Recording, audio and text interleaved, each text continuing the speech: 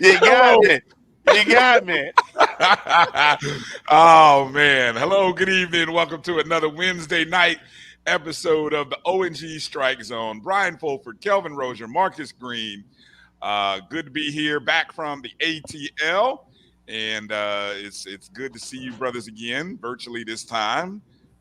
We enjoy going to Atlanta. If there's any place that the O&G StrikeZone loves to go, is in the ATL. That's where we seem to kind of meet and get together. So, Kelvin, Marcus, how you guys doing this evening?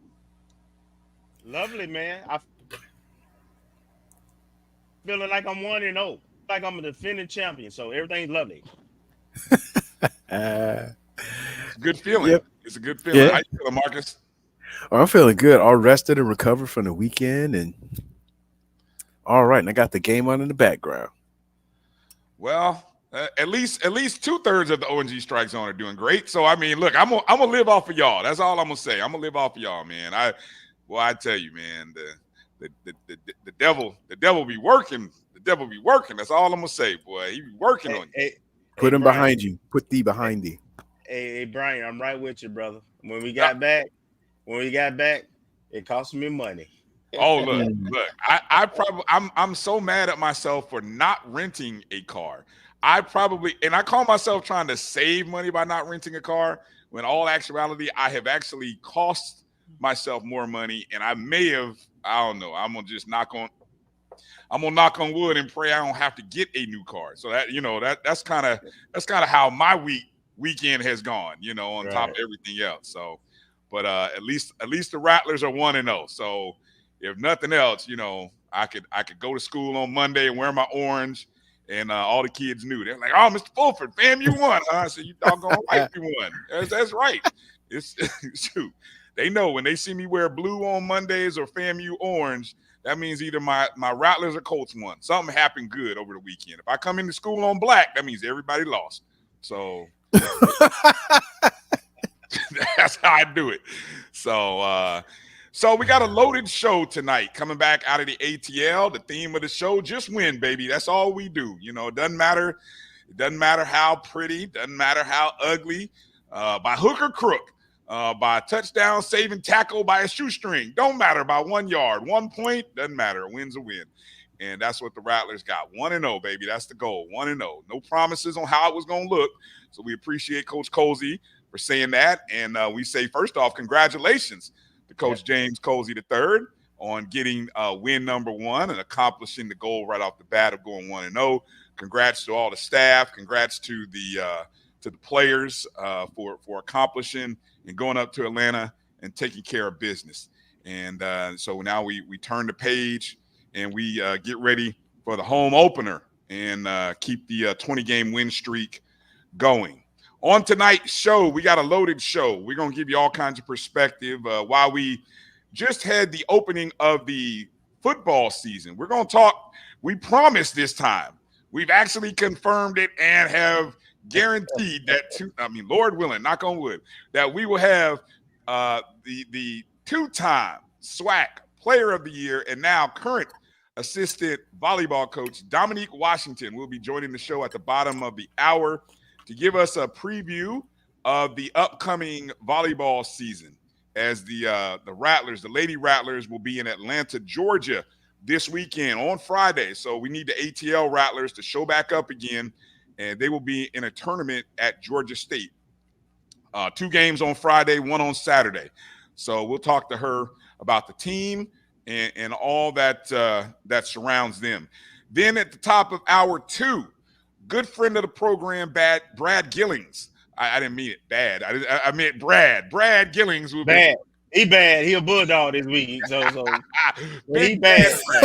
Big Bad Brad will be joining us, and we're gonna get into talking about the South Carolina State Bulldogs. You know, boy, he was.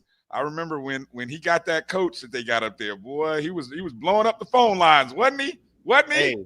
Hey, wait till you come on the show. I'm sure he's got plenty of energy. Oh, yeah. So, Rattler Nation, we're going to find out about the Bulldogs. Get ready. I'm telling you now, get a taste of it because Brad is coming in. He's coming in hot. Might be coming in hotter than Mike Ely last week. So, and then at the bottom of hour 2, we're going to talk to another friend of the program, championship wide receiver and an assistant football coach over at Godby High School, Nick Dixon. So, Nick's going to kind of give us that player's perspective on what he saw and what we can expect going into the debut of the home season. So that's the show. Load it up. We'll get into a few other things. You guys in the chat rooms, we appreciate you. Want to encourage you to be active and be respectful, but be active because you never know. We are broadcasting. We are part of the Black College Sports Network, so we are on our Black College Sports Network feed as well as our O&G StrikeZone feeds. So the Black College Sports Network, we're on Facebook and on Twitter. Well, I guess it's called X now. And also streaming on, I said X. We're also on Instagram Live. So we say hello to everyone on Instagram. On YouTube, part of the Jericho Broadcast Networks. So we appreciate everybody there. Want to encourage you to go ahead and take a minute. If you're on YouTube, 2 ways that you can support the show. Actually, 3 ways. 1, that YouTube, you can join, be a part of the Jericho Broadcast Networks is one way that you can do it by go ahead and being a subscriber. We thank you. And being a member. You can also hit that Cash App. That's right there. If you want to donate directly to the show, hit us up, $MyJBN, MyBCSN. And hey, if you hear something good that you really like while you're watching us on YouTube, go ahead and hit the super chat. You can drop a bucket, drop a quarter in the collection plate, as we like to say.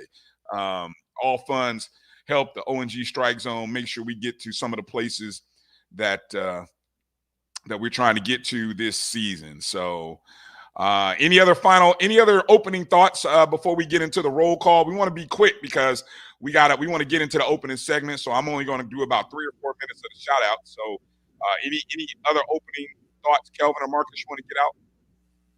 No, let's get the shout outs out the way. All right, let's get the shout outs out the way. All right, so let's kind of get the shout outs out the way. Let me roll through the banners there. There we go.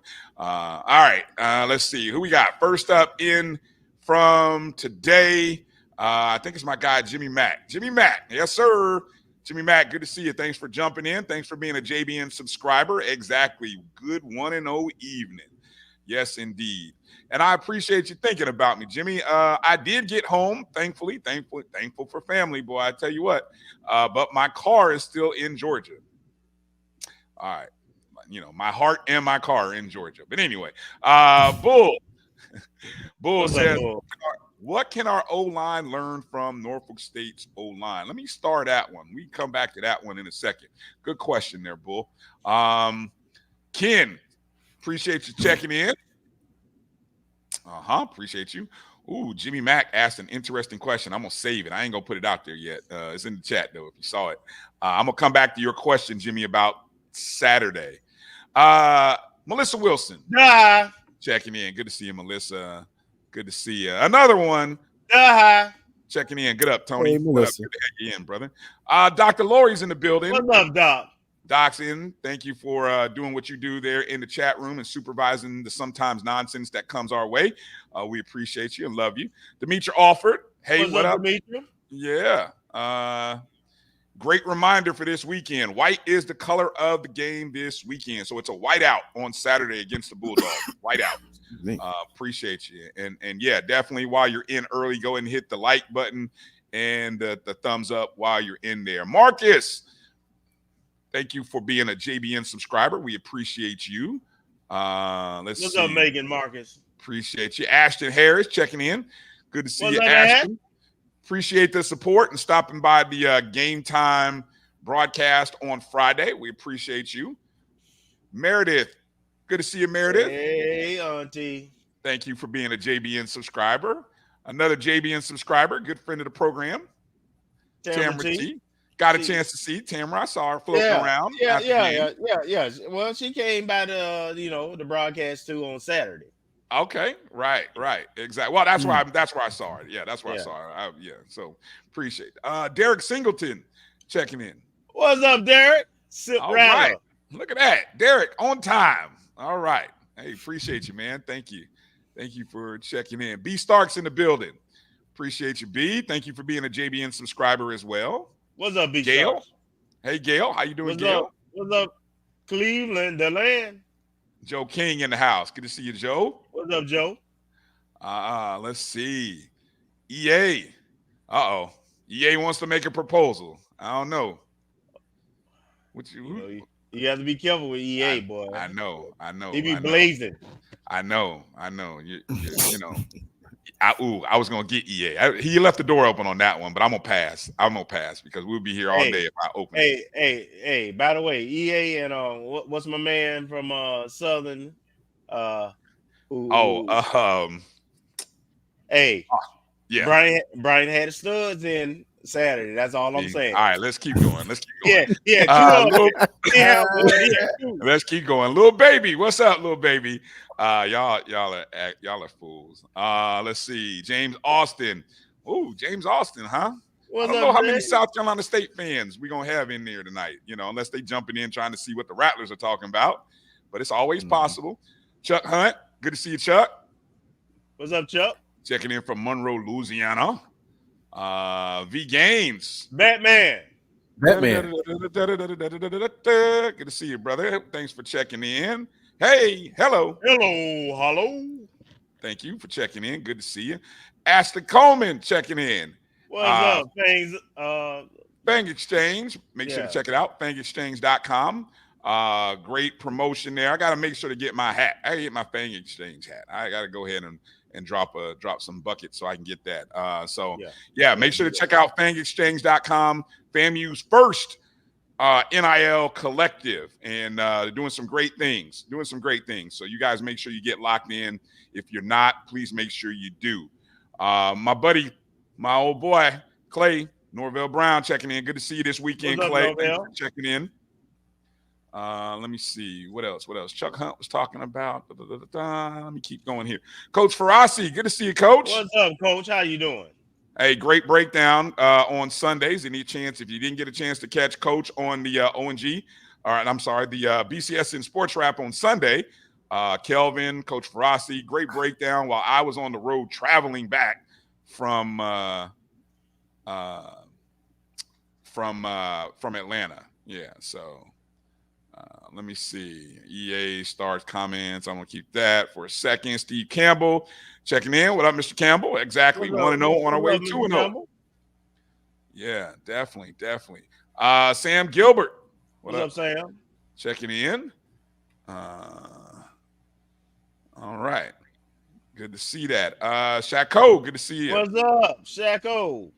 Drew checking in. Thanks, Drew. What's AD Earl checking on, in. Earl checking in. Good to see you. On What's X. Up, Earl? On the X machine. Hey, how's the hill looking this year, Earl? Hey, that's why. Hey, Earl, I'll meet you on the hill Saturday. Exactly. We just take it over. Who's gonna check you? Who's gonna check you, boo? Who's gonna stop us? No one's gonna stop us. Let's just go ahead and invade it. Come on now. If you're down, we'll see you on the hill. I don't know what time, but Kelvin will be there. Ezekiel Love, good to see you, family. Keith checking in. Fangs Up Podcast. What's up, cuz? Like, subscribe. Make sure to check out Keith coming in hot tomorrow and Sunday as always. Keith be putting up the dope. Have you noticed what Keith be doing with the graphics? Have you noticed that? I ain't figured out that whole AI thing yet. I feel like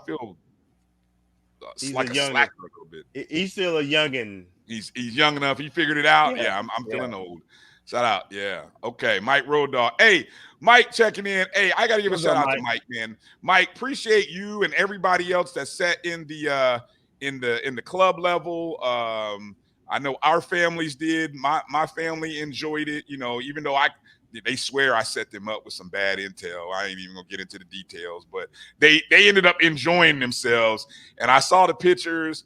And so I just want to give a shout out, Mike Road Dog Reed. Thank you, man. Appreciate you, brother. And thank you to everybody who used the StrikeZone code when they bought their tickets. It means a lot. So and it helps a lot. So we're gonna look to try to do more of that over the course of the season. So stay locked in. Montre Bennett, checking in. Montre? Good to see you. Let's see, G-Man on the beat. What's up, exactly. G-Man? Checking in from Broward. Good to see you, G-Man. Our guy Dex checking in. Saw him in Atlanta. Dex, good to see you. Let me see. Meredith, who's being messy? Wait a minute, what I missed? Dexter. Oh, really? Yes. Didn't know that. All right.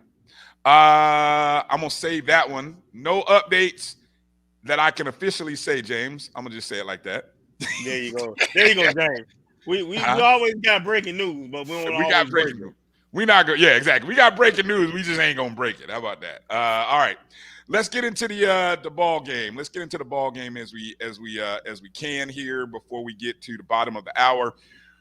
So we got about a 10-minute run here, guys. And I threw this out to you kind of overnight because, you know, we're hitting Wednesday and a lot of people have commented and there have been a lot of things out there. So let's just kind of run through with 3 takeaways. So I put this out. I said 3 takeaways, 2 plays or players, and then what was the last one I said? One area of improvement or concern that you might have going into next week. So let's just start with the 3 things first. So let's start. We'll go Kelvin, Marcus, and then I'll drop mine in. What do we got? 3 things. 3 takeaways. 3 takeaways. Thing number 1. All right. Thing number 1. There is no quarterback controversy. We have our QB 1. We also have our wide receiver 1. So we have our go-to guys on offense. Thing 2. The run defense was not what you think it was. I went back and had a chance to watch that game. And it came down to basically our linebackers overrunning and not having sound gap assignment. That 82-yard run, it wasn't that everybody got dominated. It just so happened that the one guy who was responsible for that gap, for whatever reason, ran completely past the gap. So when it got cut into that gap, there was nobody there. And I would say 4 out of those 5, the 4 out of the 5 longest runs all fell into that same category. So they didn't necessarily dominate us. Our alignment and our tackling was poor. Last but not least, our DB was in place, but he did not play the ball very well. I think that you will see, going back to the gap assignments, if you notice, our starting linebackers didn't play a whole lot. The second, third, and fourth. One of them didn't play at all, I don't think, after the first quarter. And then one of them came back and made a couple of good plays for us. But our second string linebackers, who were Nayron Jenkins, friend of the show, as well as Fox from the transfer from Mississippi Valley, they came in the second quarter and they had the yeoman's minutes at linebacker the rest of the game. And there was a difference. They weren't perfect, but they did the job. And so that 200 yards everybody talking about that they had at halftime, that was on like 3 or 4 plays. Most of the time their offense was not very productive, but they did have those gap plays where, you know, they gashed us. So, you know, all in all, first game, we didn't know what to expect. This game is going to be similar to that coming up. But I was very proud. I was glad that we got punched in the mouth and we were able to respond. I was glad that I know this coaching staff can make adjustments on the fly. And in this case, it didn't make it to halftime. They made, after the first quarter, they made adjustments. So I'm very encouraged. Go ahead, Marcus. 3 takeaways. The first one, I'm pleased, and I guess for me, I thought about it after I came back. I am so pleased with the, if I say the phrase correctly, cleanliness of this game. HBCUs on a national stage, we had 10 penalties between the two teams. Very compelling, competitive game. Came down to 1 point.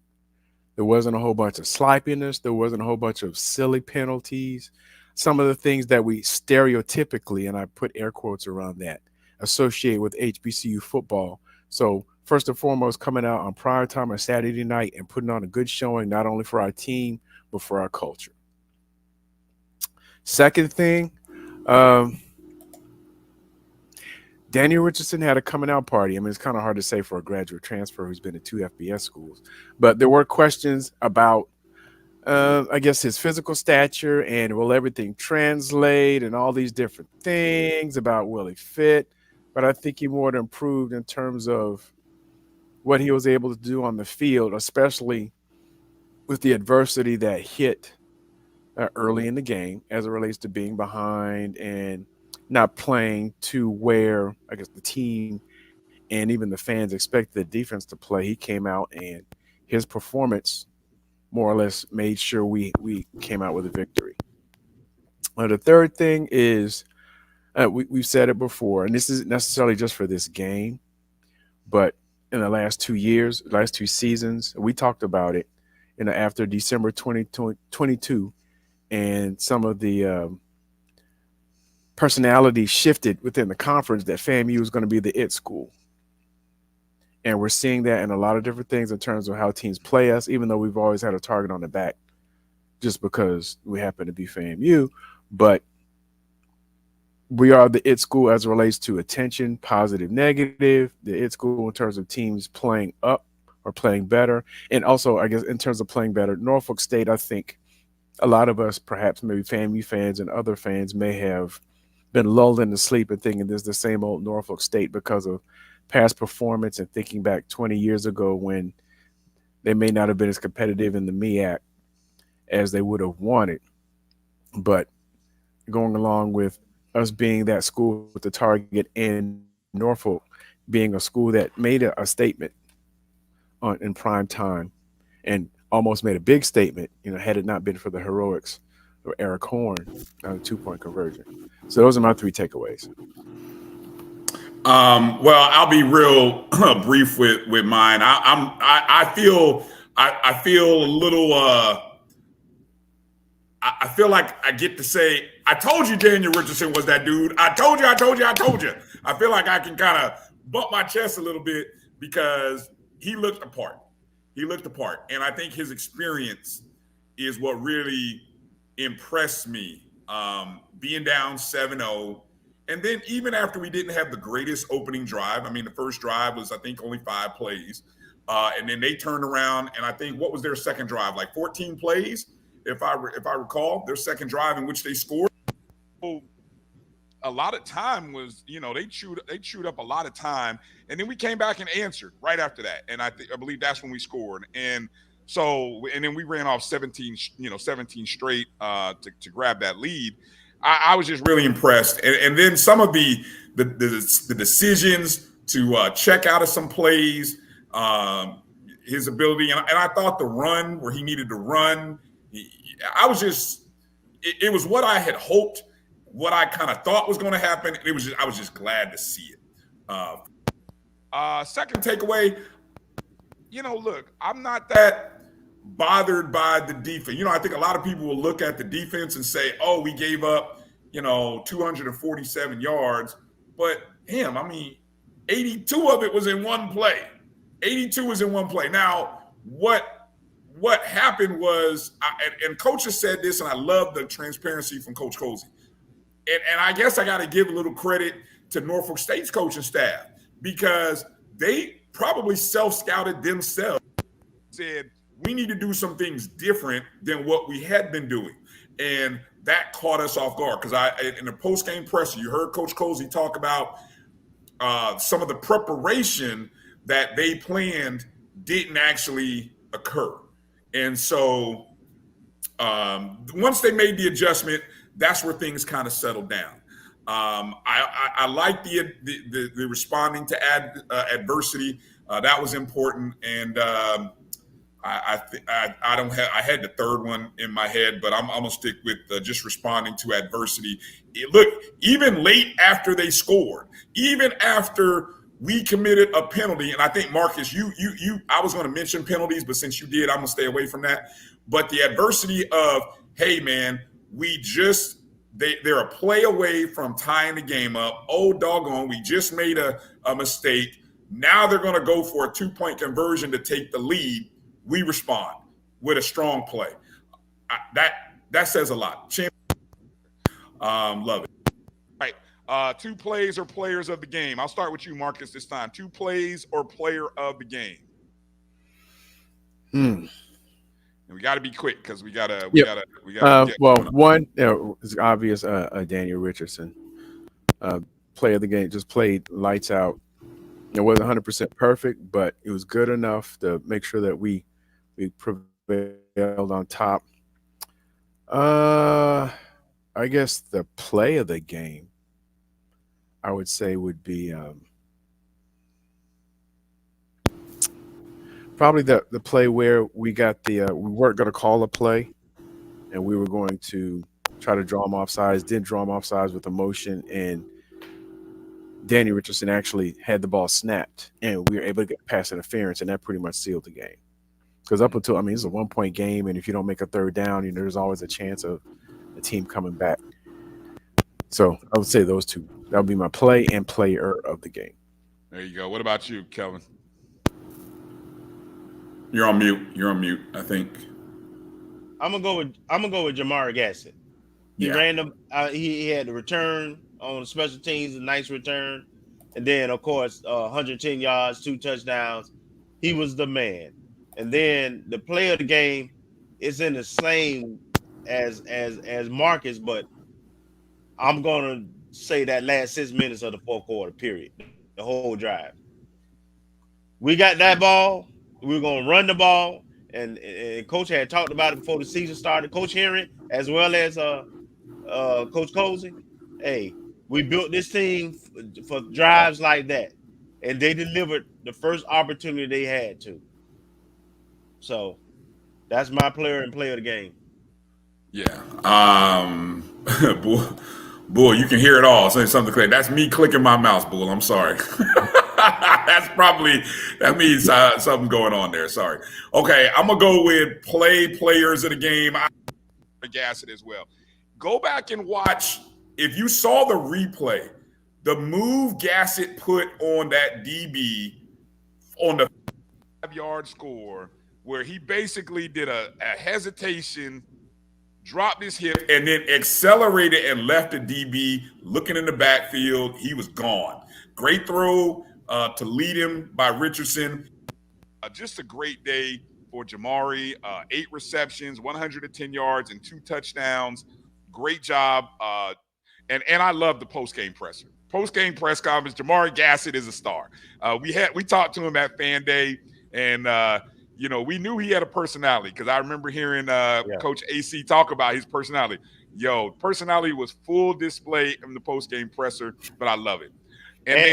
And the handstand he did. Yes.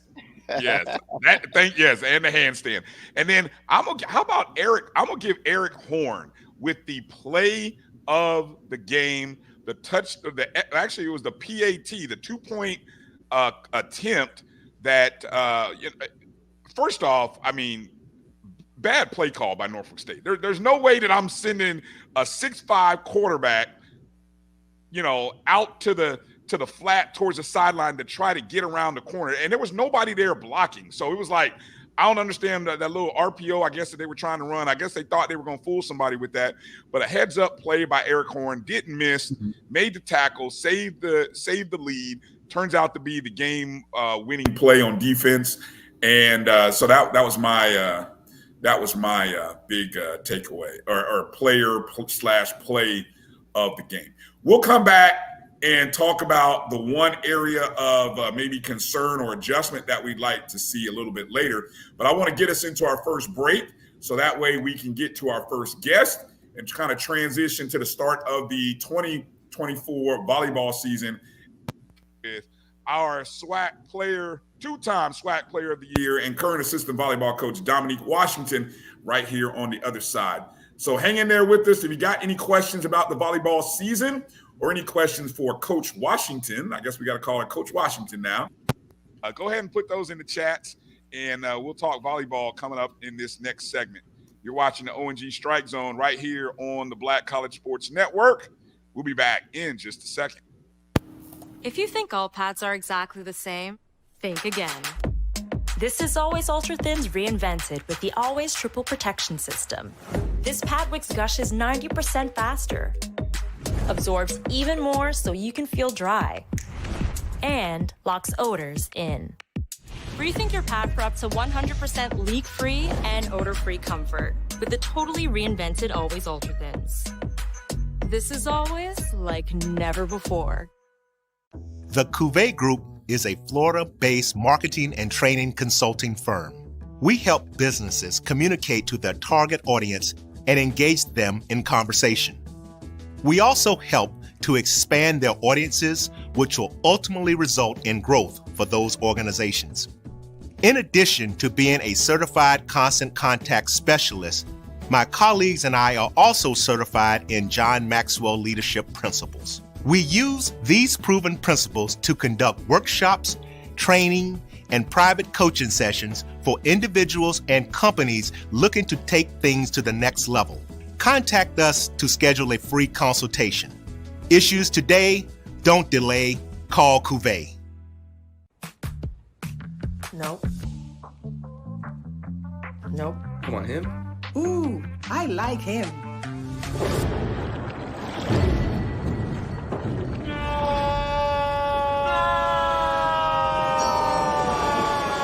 Quick, the quicker picker-upper. Bounty picks up messages quicker, and each sheet is 2 times more absorbent, so you can use less. He's an 8. He's a 9. Bounty, the quicker picker-upper. This is Bryan Fulford. AD Drew and I are co-hosts of the BCSN Sports Wrap. We talk about all things related to HBCU athletics. From the games, teams, coaches, and fan interest stories, we cover it all. You can find our shows on Facebook at BCSN Sports Wrap, YouTube at MyJBN Online, and everywhere you listen to podcasts like Anchor, Spotify, Google, and Apple Podcasts. You can also find the show on the Jericho Broadcast Network's app. Make sure to download. We look forward to you joining the conversation and being a part of the show.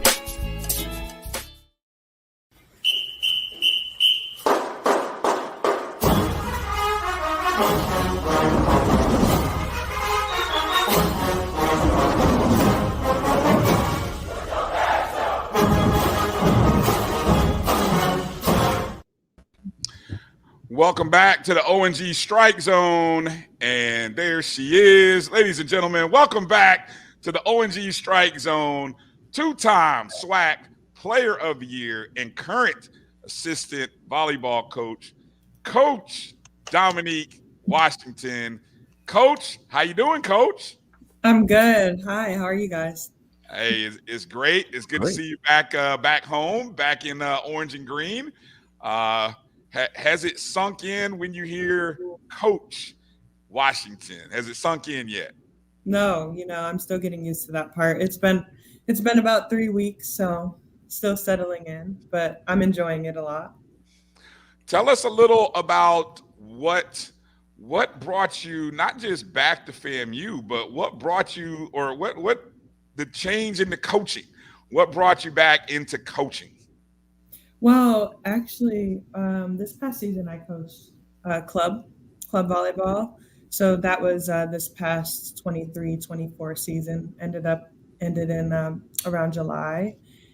And right after that, I received a call from Coach Gokhan asking me if I would like to be a part of the staff. And I knew I couldn't pass up the opportunity. So I've always loved FAMU. I was welcomed with open arms, and this university has such a strong sense of community and support, and that's one of the biggest things I loved about coming here. And so I knew once he offered me the opportunity that I would end up here. He called me, and about 2 weeks later I packed my bags and moved to Tallahassee again. And so I'm settled in now. We're just rounding out preseason practices, going into our first preseason tournament this weekend. But yeah, FAMU's always had a special place in my heart. It's always felt like home. So I was excited to come back, and more than happy to. Well, we're definitely glad to have you, and I still maintain your story is I think one of the best and most awesome stories. Just watching your journey and just seeing you kind of blossom into the star that you were always meant to be, and that you did it for us. And so I think you, in my opinion, you will have FAMU legend status also always tagged to your name in my book. Marcus, go ahead. What do you got for Coach Washington? Oh, Coach Washington, first of all, thank you for coming back on the show. And I guess I have two questions for you. One, in terms of, and I guess it's only been a couple years, maybe 2 years since you graduated and moved on. But how was that since, coming back as a coach? Are you still like within that realm of like being close to the players, or are they calling you old lady because you've been gone for 2 years? Is there any sense of, I don't know, not even a generation gap because it's only been 2 years, but like that you're 2 years removed from the player, and how is that mesh going? The mesh is going very well. I do know some of the players. I played with quite a few of them. I'd say about 4 or 5 of them. But that dynamic, that coach-player dynamic is there. They're all very receptive to feedback. And, now that I'm a coach, it's a different boundary set. But the dynamic of the group is great. And that's another reason why I came here as a player. And we all mesh so well from the coaching staff to the players. It's been a very smooth transition. Okay. And I guess the second half of that question, for the players that may, even the ones that you played with, but for the players that weren't here when you were here, are they intimidated because of your resume having played at FAMU? Like, oh my gosh, how do we live up to that? Oh no, not at all. Not at all. And thank you guys for mentioning it. But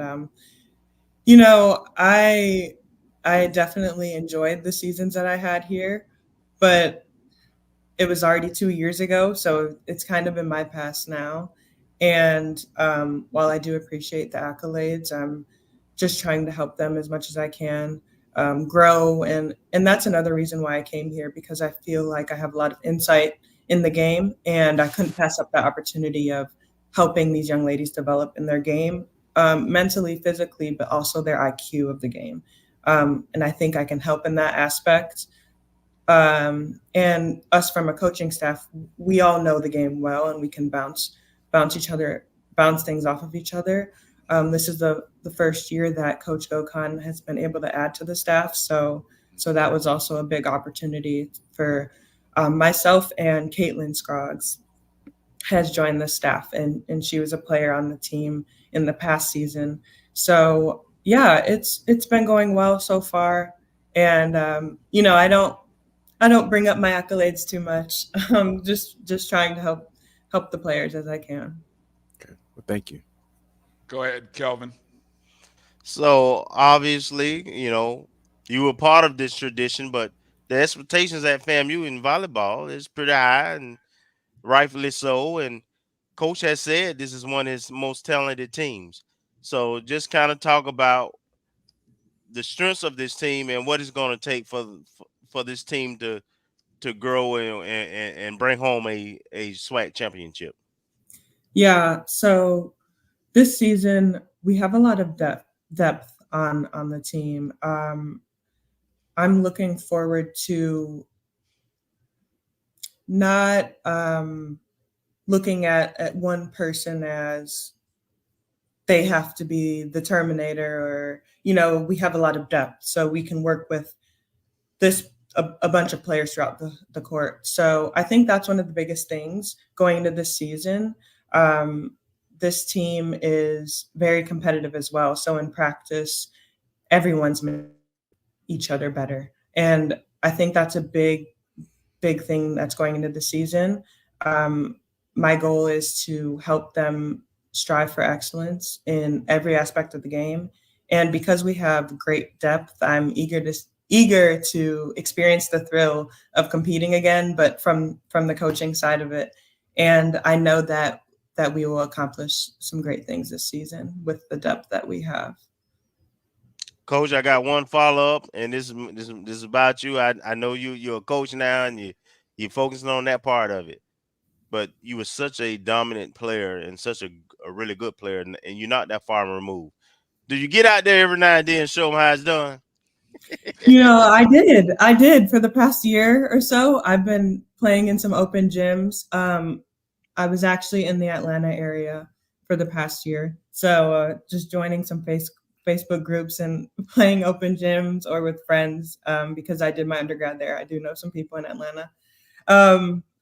I came to L. Lawson, got a couple reps in, and I'll just say I'm out of touch a little bit, but give me a week and I'll be good. Awesome.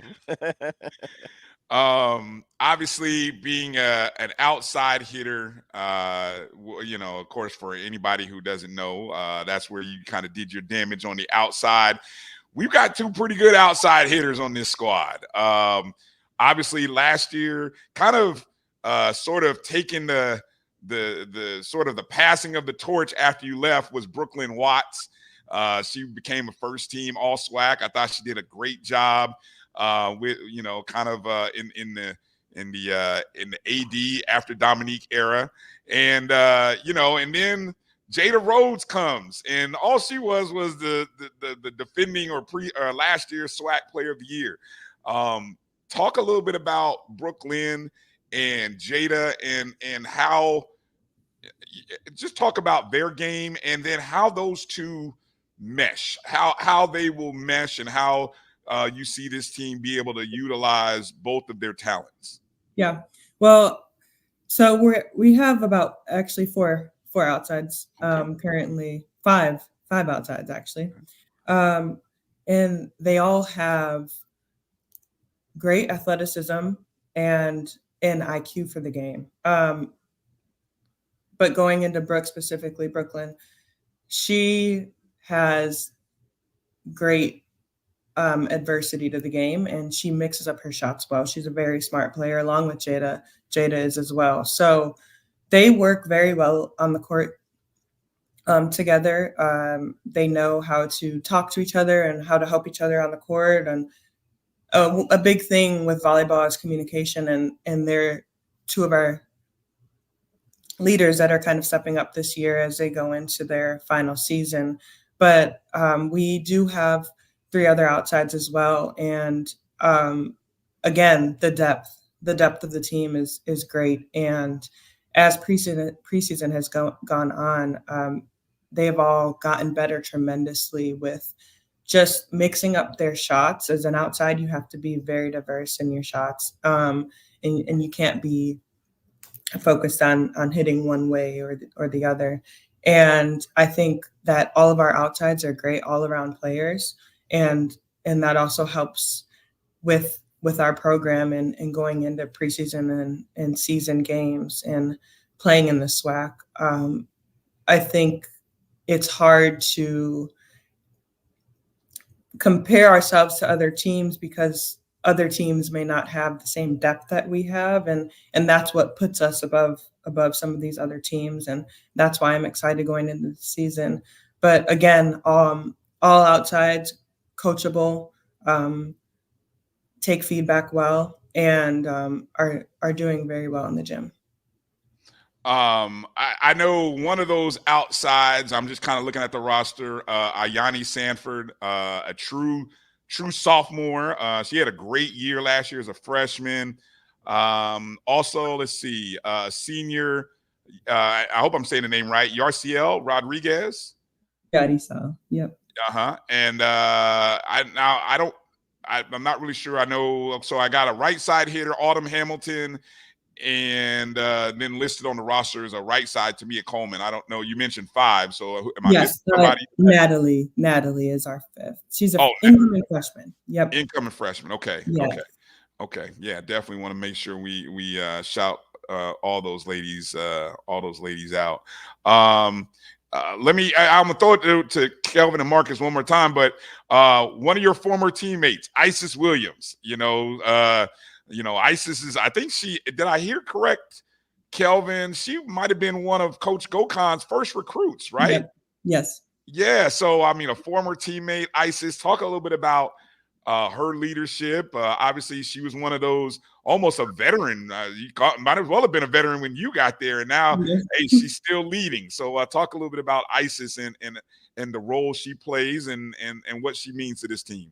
Yeah. So she's going into her final year now.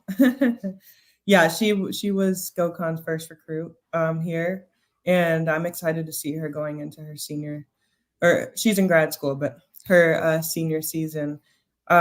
She has such a big impact on this team. She's such a great leader and role model for these girls, and she always steps up when it's needed. I'm excited to see her play this season out of the middle. She's been doing so well, and she's such a coachable. Again, that's a big topic of this season. A very coachable young lady, and we were very close on the court as well when we played together. So yeah, I'm just excited to see how her last season goes, and I know she's going to step up to the plate. And she's always there helping her teammates as needed. And she's a captain for the team as well. So I'm excited to see that and excited to see her step up. Mm-hmm. Marcus, and then Kelvin, any final questions you got for Dominique? Coach Washington, sorry. I got to get used to that. What's your perception or what's your prognostication for the season?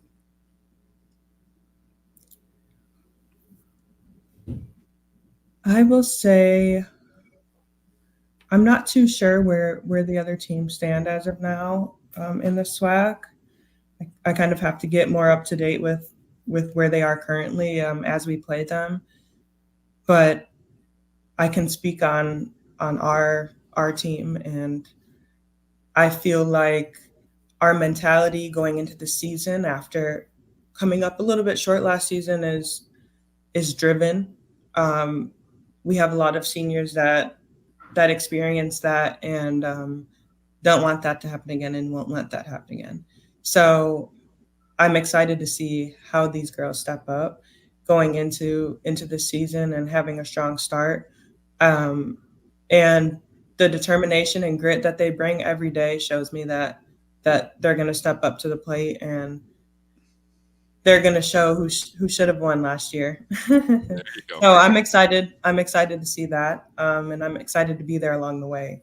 And that's one of my biggest goals this season is to see everyone on the team improve in one way.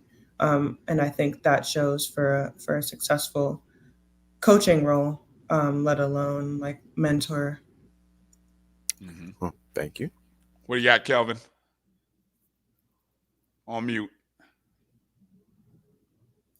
Talk about the preseason game that we had on Friday, and then the tournament, the teams you're facing this weekend in this week's tournament, and what you saw and what's the approach.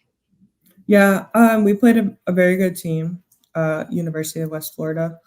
They always play us pretty hard, and we played them for the past 3 years, I believe.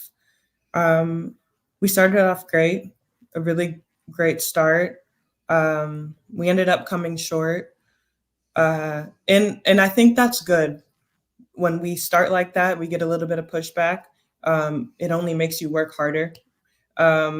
Winning that exhibition game would maybe not have shown us what we need to do or what we need to change and how we need to come into the game.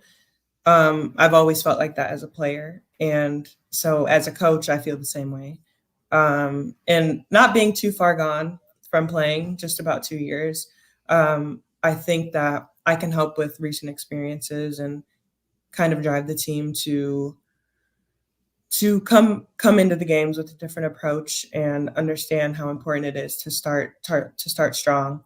I think going into the rest of the season, we just have to have that controllables mindset. I think that's what volleyball is. It's who's going to make the error first or who's going to kill the ball first. And I think if we put the pressure on the other teams instead of ourselves, we will be successful. And that's kind of how the game of volleyball works, is transfer the errors onto the other team instead of yourself. Okay. Let me follow up with as we talk about the non-conference schedule. Last year's team played. I thought we played maybe about 5 or 6 matches that went into the 5th set, and we came up a little short in those. And I think even though we came up short, we felt like, man, those were winnable matches.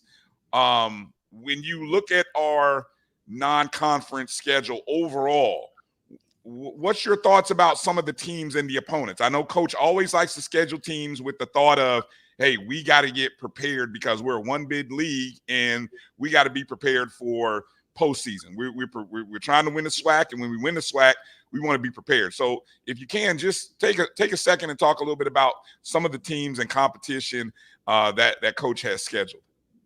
Yeah, so this weekend we're going into we're playing in Atlanta. We'll play South Dakota State, Indiana State, and Georgia State. We have 2 games on Friday and 1 on Saturday against Georgia State. A lot of these teams this weekend are going to be having new players. So what we're looking in and recruiting, what we're watching on film is a bit different than what we're going to expect on the court. But I think one of the biggest differences is the discipline and the court awareness that we have. Going into this weekend, I think that's one of the biggest things that we just have to stay focused on. But again, Coach Gokhan likes to set these games up for the potential to win and also set us up for a season. So I think this would be a great start to our season. We're expecting to win this weekend, of course, and throughout the rest of preseason as well. And I think doing so will give us a boost of confidence going into the SWAC season. Just to kind of let people know, obviously you guys see the scroll. So again, for the Atlanta Metro Rattlers, go ahead and take Friday off. It's a holiday weekend. Go ahead and take that. Make it a 4-day weekend. And on your way down to Tallahassee, you can watch some games on Friday, especially 2 games the games are played at Georgia State University. So obviously it was not very far from where we were on Saturday. Matter of fact, right up the road, a couple blocks away. And obviously there you see the schedule scrolling around, 11 o'clock and 4:30. And then we play the host school at 2 o'clock in the afternoon. My final question for you, Dominique, and obviously you and Caitlin, former players, but really it's more so Coach has 3 assistants now. Instead of just being Coach Canfield, he's got 2 other assistants. Give us, what does the role look like? What do the roles look like now? Now that Coach Canfield's not doing everything, how's that split up now between you and Caitlin, and how do you guys add to the mix this season for the coaching staff? Yeah, so we've definitely alleviated some of Coach Canfield's pressure with all of the work he did. He does a lot for the team, so we were happy to come in and help. So some of the roles that Caitlin and I have are maybe more positional. So throughout the games, Caitlin may focus on liberos and I may focus on the hitters. Again, though, we can talk to every player as needed, and Coach Gokhan brings us in on that well, and he allows us to speak to them as needed. And I think us being players, he understands that we know the game and we can talk to them as needed throughout the game. We help him on the side as needed as well. And we're just kind of taking some stats down, taking some notes down on what's going on the court throughout the game. So we're just kind of dispersing that evenly throughout the three of us, while Coach Gokhan focuses on what's happening currently and speaking to the team as needed. So yeah, it's definitely helped Coach Canfield a lot, and we're all meshing well and getting along well, and we're excited to go into this weekend. Well, we're excited. We're excited on many levels, not just for Coach Gokhan, and Coach Canfield, that they've got some help from some quality former players. But I'm sure you two will be great coaches. We're glad to have you back on campus in the Lawson Center, and we're excited because we feel like this is a championship squad, and we feel like this is a team that can get to the SWAC championship for a fourth consecutive year and get our title back. That's what I don't know. Is there a theme for this season? What has the team come up with a theme or a slogan or a motto for this season? Not that I know of yet, but I'll let you know if I hear of any. Appreciate it. Maybe get that ring back. That's a good one. Hey, look at that. Get that ring back. I love it. Okay.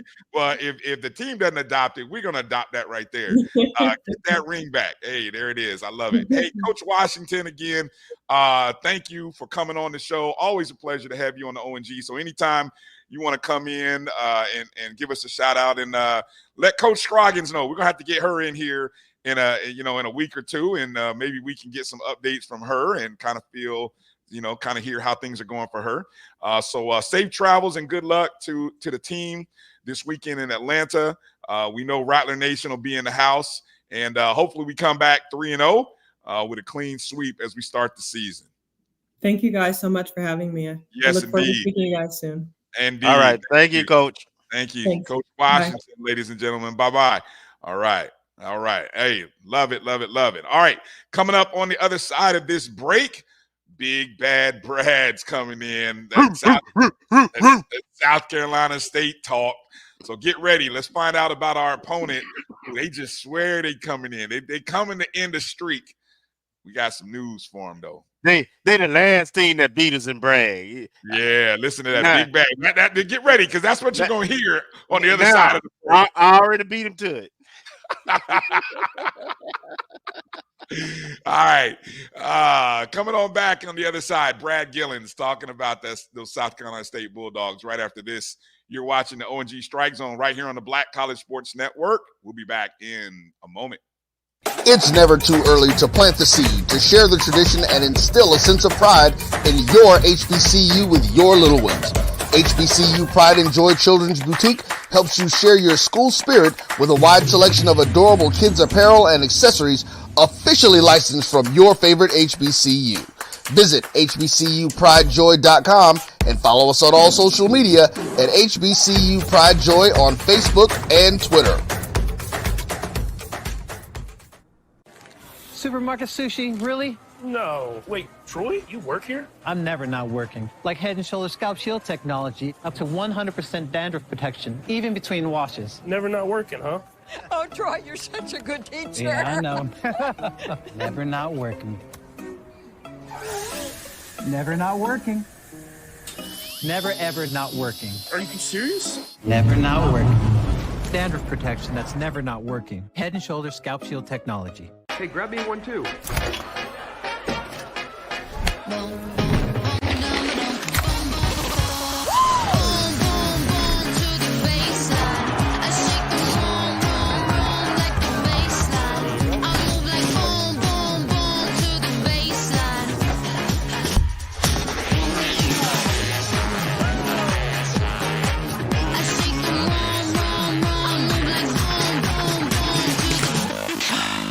Charmin Ultra Soft has so much cushiony softness, it's hard for your family to remember they can use less. Sweet pillows of softness. This is soft. Holy Charmin. Oh, excuse me. Roll it back, everybody. Sorry. Charmin Ultra Soft is so cushiony soft, you'll want more, but it's so absorbent, you can use less, so it's always worth it. Now, what did we learn about using less? You gotta roll it back, everybody. We all go. Why not enjoy the go with Charmin? This is the Dean of the College of HBCU Sports, Kenyatta Cavill of Dr. Cavill's Inside the HBCU Sports Lab with Mike Washington and Charles Bishop. Come mix it up in the lab where the course lecture is in session every Tuesday from 6 o'clock p.m. Central Standard Time on Facebook Live, YouTube Spreaker, or the BCSN app. As we discuss all things about the HBCU sports culture, including exploring the week that was in the sporting HBCU diaspora, as well as the upcoming week of HBCU sports. With me, the Dean, the College of HBCU Sports, on Dr. Cavill's Inside the HBCU Sports Lab with Mike Washington and Charles Bishop. Course lecture dismissed.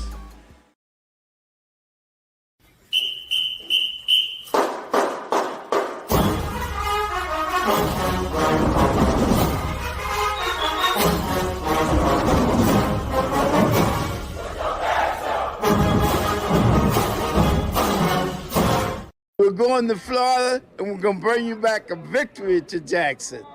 God the yard! What you say now, Chuck?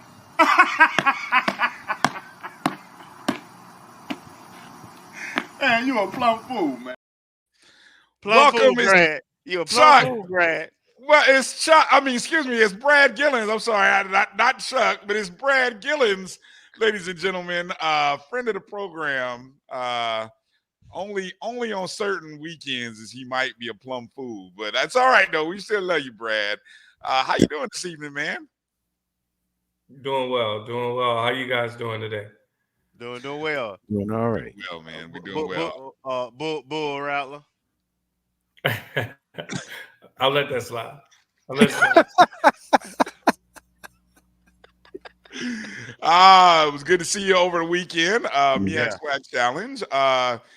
Before we get into talking about this game and the Bulldogs, obviously 1.3 was the number. 1.3 million was the viewership numbers for the MEAC-SWAC Challenge, which was a record number of viewers, along with the 22,000 that attended. Obviously, Brad, what's your impressions of that when you see those kind of numbers? You guys were in it last year, and there were pretty good numbers against Jackson State, just short of a million.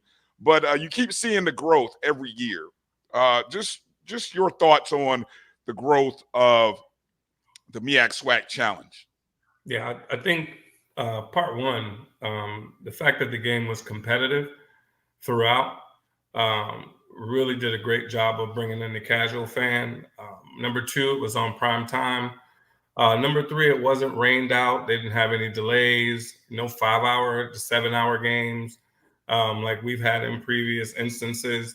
And, quite frankly, you had the HBCU national champion who has a huge presence, alumni presence in the Atlanta metro area, as well as, our folks to the Tidewater in Virginia, who was making their first foray into the challenge. So there was a lot of intrigue on both sides. So all of those things being said, and you put all of that into a pot, and I think that's why you got the attendance you got, as well as the viewership. All right. Well, this upcoming Saturday, actually the debut of the Chinnis Berry era at South Carolina State as the Bulldogs open their season. FAMU has obviously has the advantage of having played a game. Let's start with just South Carolina State and what you have seen. Obviously, Buddy Pugh was a legend, is a legend. When we talk about changes, what kind of changes have you seen noticeable? And I'm not really talking on the field because we haven't seen that yet, but just, program-wise or maybe fan base reception towards the Berry era that you've seen since. There was a renewed sense of Yeah, there's a renewed sense of energy in Orangeburg and in South Carolina as a whole. As I'm sure you know, Barry was arguably one of the hottest coaches in all of HBCU football the last 2 seasons. So, you know, with that being said, he was a very much a hot commodity. If you've ever heard Coach Pugh talk, he said as much that he felt like he could coach a couple of more years, but felt as though Coach Barry was ready. And he wanted to be able to strike while the iron was hot, in such that Barry had a lot of potential suitors. And so he was able to, you know, kind of make the pitch that, hey, you don't have to move. You know, you can stay in your home. Your family can stay where they are. You make the short drive down to Orangeburg. You're going to get a heck of a raise. You're going to get a rabid fan base. And then you get to become a part of a long lineage of coaches that have made South Carolina State the legacy from a football perspective that they are. In terms of off the field, from a player's perspective, the kids have really bought into what Coach Barry and his staff are doing. And Coach Barry and his staff have really done a good job of kind of embracing, you know, kind of the new millennium. They're very heavy on social media. As I'm sure you've seen, South Carolina State's presence on social media has really ratcheted up, both on, you know, on all the social media networks. You're starting to see more pictures and videos and cut-ups and, you know, those kinds of things. All of those kinds of things that are important to not only kids who are able to see themselves, but to potential recruits who may be looking to join the South Carolina State program in the near future. The game time Saturday is 6 p.m. Eastern. It will be on ESPN Plus. FAMU has a series lead, 36 wins to 26 losses and just 2 ties. Very first meeting between the two schools. Hey, can you repeat that again? Yes, I'll gladly repeat that. FAMU has a series lead of 32, 26, and 2. I was setting it up for you, Kelvin, to come. Yeah, it's like a tag team. I was going to give people. Sorry, Brad. I just want to give people who may not know the series history. Give them the facts. I'm just giving facts. The first meeting was won by South Carolina State back in 1930 by a score of 21-7. Of course, the last time these teams met was in 2022. FAMU won that contest 20-14, and FAMU has won the last 3. Go ahead, Kelvin. What you have for Mr. Gillens? Well, I'm just interested to hear Brad what he expect from his South Carolina State team being the first game with a new head coach in the friendly confines of Bragg Stadium. What do you expect? What does the Bulldog Nation expect? And if you got an insight, is the band coming? So I don't have any insight to whether the band is going to be traveling or not.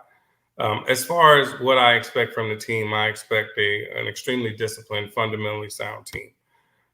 What I expect the Bulldogs to want to do schematically is what we've always done, and that's win at the line of scrimmage. We've got 5 returners starting on the offensive line, you know, kind of led by preseason MEAC Offensive Lineman of the Year and FCS All-American Nick Tace anchoring the group, as well as MEAC first teamers Cam Johnson and Eric Brown. So based on what we were able to see and what we were able to glean last week and kind of how Norfolk State was able to kind of impose their will on FAMU's front four for the majority of the first half, I would very much expect that Coach Barry would probably want to employ some sense of that same philosophy, if you will. All right. And let me follow up real quick. So, Brad, who are some of the players? If South Carolina State gonna be successful, who are some of the players you're looking at that have to have a big impact for South Carolina State? Well, yeah. Well. In order to in order to have a successful offense, it starts with your trigger man.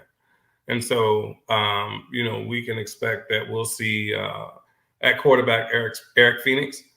He's a transfer from Murray State, who before playing for the Racers actually started for Barry at Benedict for 2 seasons and led them to an 11-0 season in 2022. So he's very familiar with Barry and the offensive coordinator, Coach Jonathan's offense. So he's a dual threat quarterback, and as a coach he's a graduate transfer, so he's actually a coach on the field. So he's just an extension of the offensive coordinator. At the running backs, we've got you can expect a sound thunder and lightning, much like you saw against Norfolk State last weekend. With transfer DeAndre Duhart, who came from Benedict. He's the big bruiser. And then we've got KZ Adams, a transfer from Georgia State. So you can expect that, we may, punch you in the mouth, early, and then kind of hit you with the home run shortly thereafter. First team all MEAC tight end and Keshawn Toney. He's been for the last 2 years now. And at wide receiver, we've got Justin Smith-Brown, who's a local guy. He's from Cocoa, Florida. Local to Central Florida anyways. But Justin Smith-Brown leads that outfit. Led the team in receiving last year in only 6 games of action. So definitely fundamentally sound. Like they can mix it up. They can run it. They run it extremely well. But if you throw 8 in the box, they can definitely take shots where need be. They can hit you in the seam with the tight end. He's extremely athletic, has really soft hands. And then the wide receiver core, I think you're also going to see, in addition to Justin Smith-Brown, we've got some other additions that we've gotten through the transfer portal that are also going to make an immediate impact. Okay. Good stuff. Go ahead, Marcus. Well, Brad, thanks for joining us this evening. With a new coaching staff, and it sounds like a lot of new players. And always a pleasure, sir. Kind of a little parallel, not exactly parallel to the situation we're going through in terms of a new coach or new voice as a head coach at FAM and transfer at quarterback, even though you have experience with the quarterback. How much of this being your first game, how much do you expect, or would you expect, a fast start or a little slow start, especially with your first game being away and being in Bragg Stadium? The interesting thing about playing in Bragg for a lot of these kids is that they never have, so they don't know what they don't know. So the mystique and the aura of playing in Bragg Stadium is not impressed upon them, if you will. In addition to that, a lot of these kids have already played in raucous under raucous crowds and in hostile territories, so it won't be anything I think they won't be able to handle. And I think coaching and staff will do a really good job of managing expectations and kind of setting them up to let them know what to expect, coming from what we can expect from the FAMU faithful. I know that there is going to be a huge contingent of Bulldogs that are going to be traveling down from Orangeburg as they always do. So I think it'll definitely be kind of the similar environment to what we saw in the MEAC-SWAC Challenge, last weekend, which is definitely a win for FAMU because it directly puts money into your athletics department's bottom line and into your coffers. So I expect a highly competitive game. It's hard to say with FAMU having a game under their belt. That means they've kind of already shaken off the rust. But then conversely, South Carolina State also has film on FAMU where FAMU doesn't have any film on South Carolina State. So they don't know what to expect coming into the game. I think it's hard to, with everything being even, new head coach, new coaching staff on both sides, ton of transfers on both sides. One team has played a game, one team's got film on a game, so they can scheme a little differently than the team that doesn't have film. I think this game is evenly matched. Okay, thank you.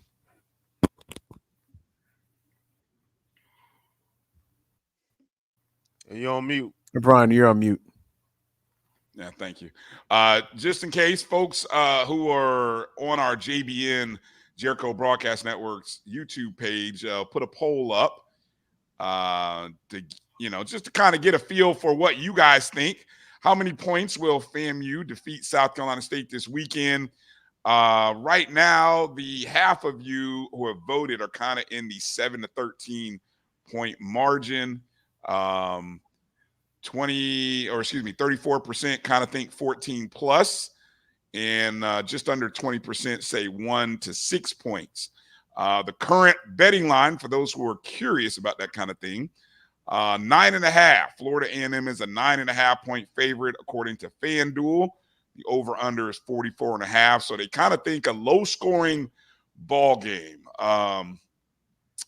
Brad, if South Carolina State is to be successful, what do you think will happen in order for that to take place?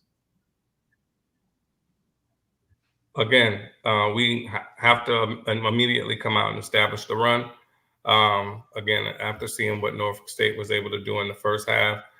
Conversely, if the defensive line can stop the run and get some pressure on Richardson, and we can put some sugar in that gasset tank, if you will, I think we'll have a good opportunity to make this a very interesting game.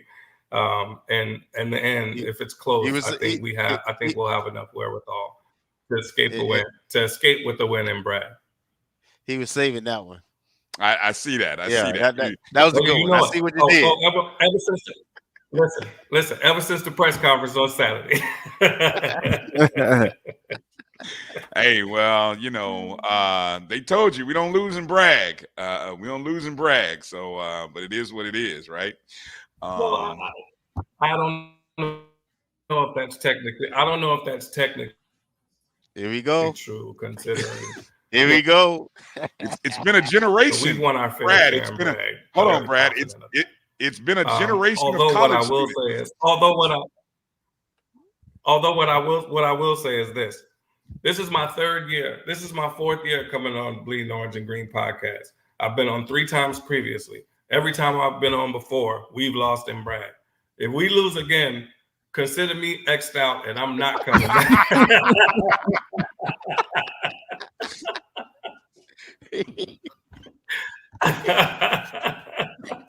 Well, ladies and gentlemen, this may be Brad Gillens' final appearance on the O&G StrikeZone. We always appreciate him. We enjoy him. We'll have to, I didn't know that stat. So that was a great stat, Brad. Thank you for sharing that. I had no idea we had a run streak. We had a streak going. What you got, Kelvin? Hey, well, me and Brad go way back, man. Great guy, man. I enjoy him. I met Brad when he was a rattler, and he was matriculating through FAMU Athletics and getting his master's degree, right? So, he always represented the Bulldogs, and don't get it twisted. I ain't finna fake no funk. But at the end of the day, he is a rattler also. He don't want you to know that necessarily, but he is a rattler, and he's the father of a couple of rattlers. So I just I got love. I can't have that, but have love for the brother. Oh, Brad, you didn't have to tell the people all of that.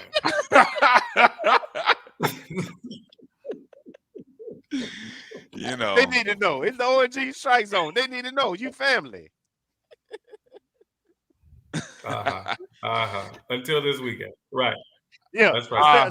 Except for Saturday, yeah. Except for Saturday. Brad, give us a quick thought about the MEAC. You've seen 2 teams in the MEAC. The teams that were predicted 5th and 6th had very good, respectable showing in week 0.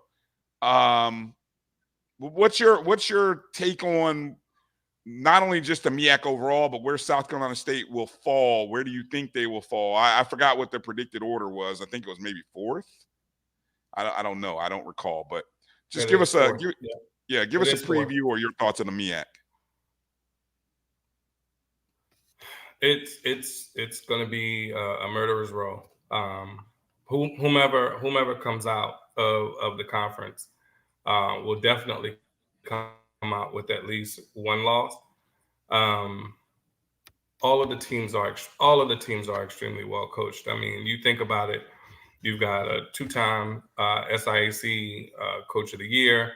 You've got the last two Celebration Bowl participants that are still in the conference. You can never sleep on a guy like Damon. You can never sleep on a guy like Damon Wilson at Morgan State. Millset's doing some really good things up at Delaware. They just took. They held Hawaii to 14-7 at the half. So they're playing some really good ball there, and that was after having a traveling snafu. So, and then, last but certainly not least, you saw the proof in the pudding last weekend with Dawson Odoms in his outfit. So I think the MEAC is definitely going to be really, really good from top to bottom. I think anybody can be beat on any given week. I think it's really going to be one of those any given Saturday type of affairs where you're going to have to bring your A game every week. Otherwise, you could end up on the losing end. But what I will say is in the words of Coach Barry, like he always says, we're not looking ahead. All we're trying to do is go 1-0 every week. Just go 1-0, and everything else will take care of itself. Starting this weekend in Bryan. There you go. Aren't we all just looking to go 1-0? So, no, not everybody. Well, we should be. Especially if you come to Bragg, you looking to go 0-1. Ooh, ouch.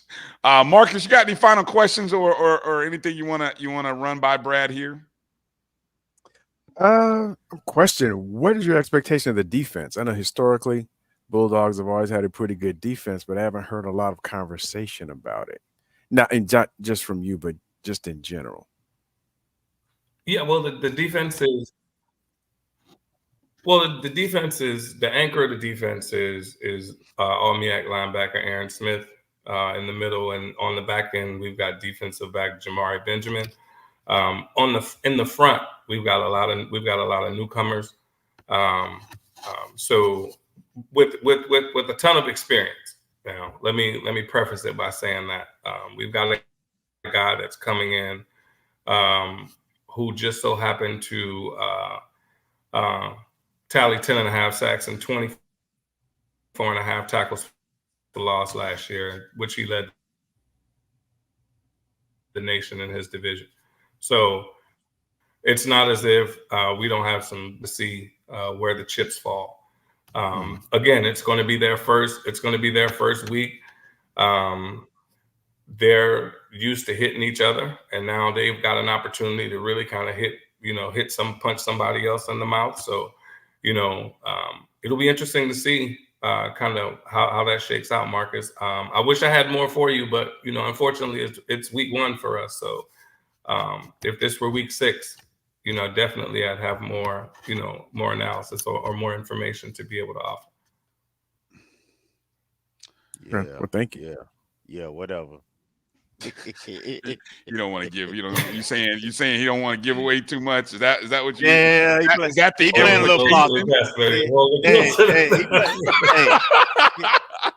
He ain't on the O&G for nothing. He playing a little possum. Look. Oh man. Okay.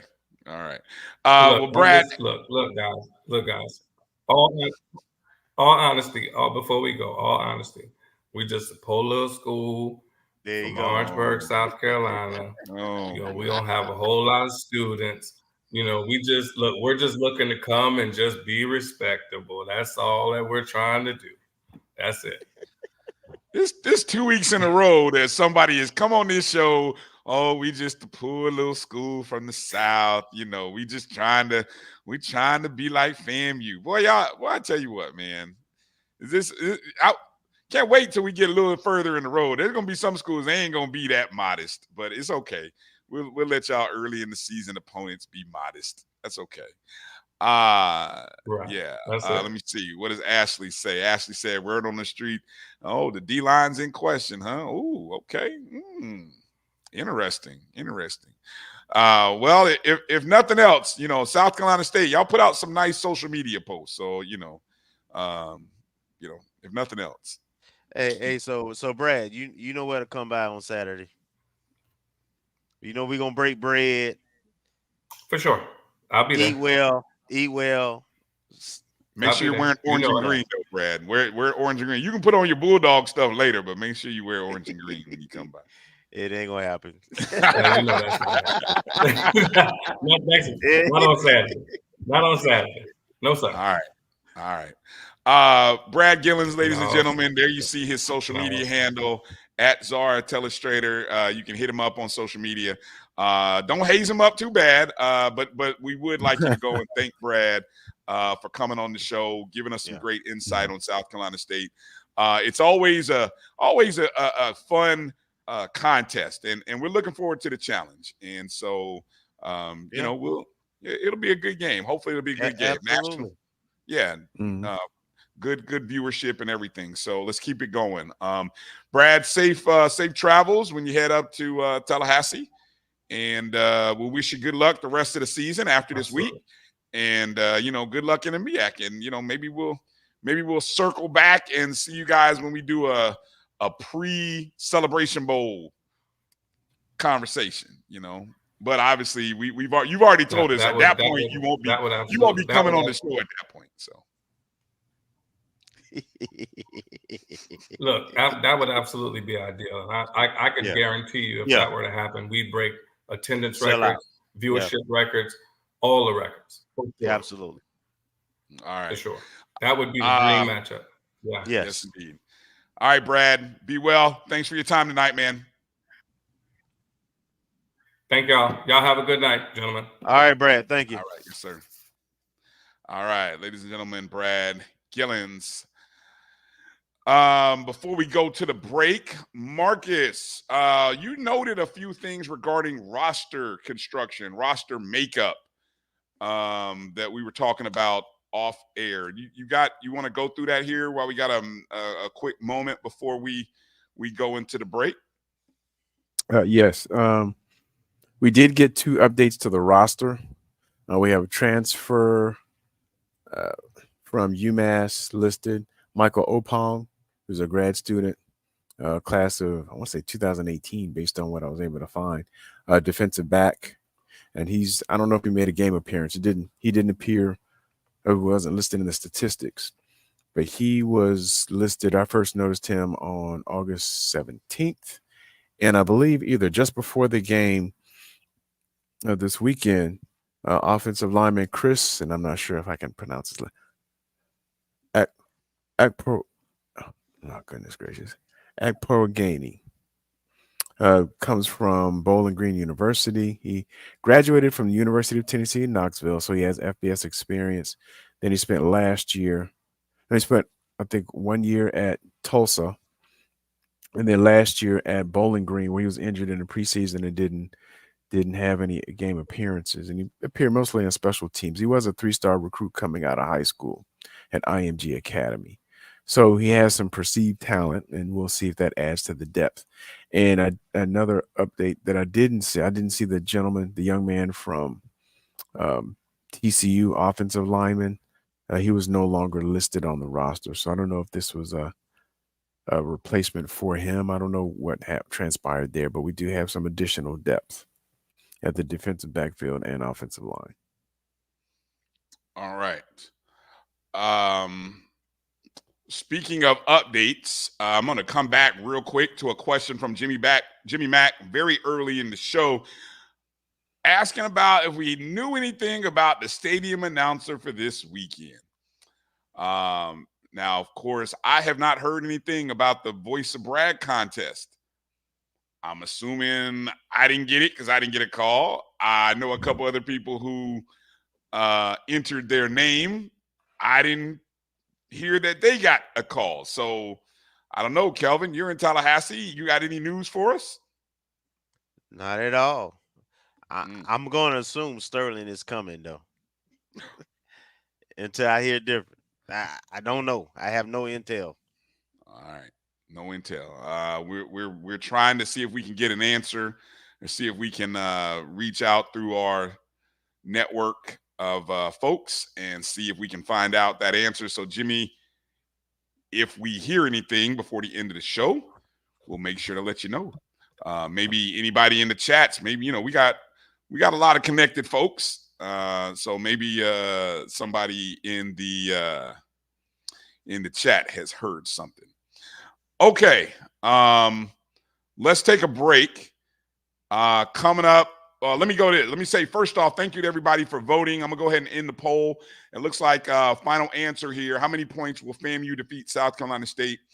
48% of you say by 7 to 13 points, while 33% of you say 14 or more, and 20 of you say within 1 to 6 points.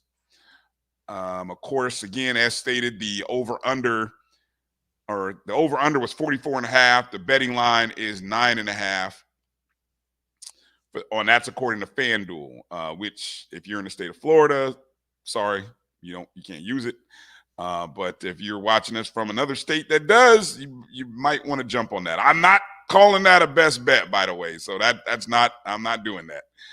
But I'm just letting you know what the number is. So we got Nick Dixon coming up on the other side. We're going to talk to the wide receiver himself and kind of get his take on what he saw from game number 1 and what he thinks the adjustments will be and where FAMU will go this upcoming weekend in Bragg as they look to make it 21 consecutive wins in Bragg Memorial Stadium.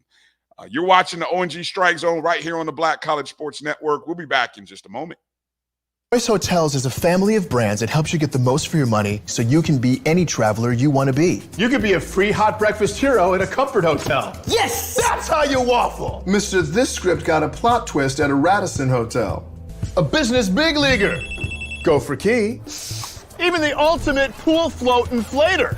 With 22 brands and the best value for your money, Choice Hotels has a stay for any you. Book direct at choicehotels.com, where travels come true.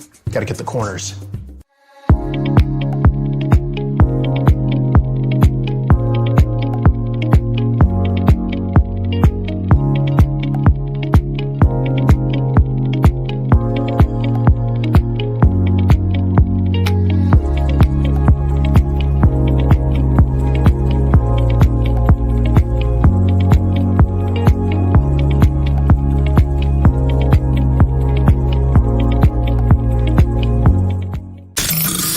Human Voice has always connected audiences with experiences. Major brands all across America have trusted Kever's voice time and time again. Conversational, powerhouse, intelligent, and sincere. That's the voice you need for your creative marketing process. KEAVERSVOICE.com. Kever's Voice, Kever's Voice, KeversVoice.com. Always on, all the time. Since 2002, Empowerment Resources, Inc., a nonprofit organization, has empowered more than 1,500 youth and adults in Duval and surrounding counties through its programs Journey into Womanhood, Girls Mentoring, Life Skills for Teens, and Parenting Education Coaching. To get involved with programs, volunteer, or donate, visit www.empowermentresourcesinc.org. Follow us on social media, facebook.com/empowerment.resources and instagram.com/empowermentJAX.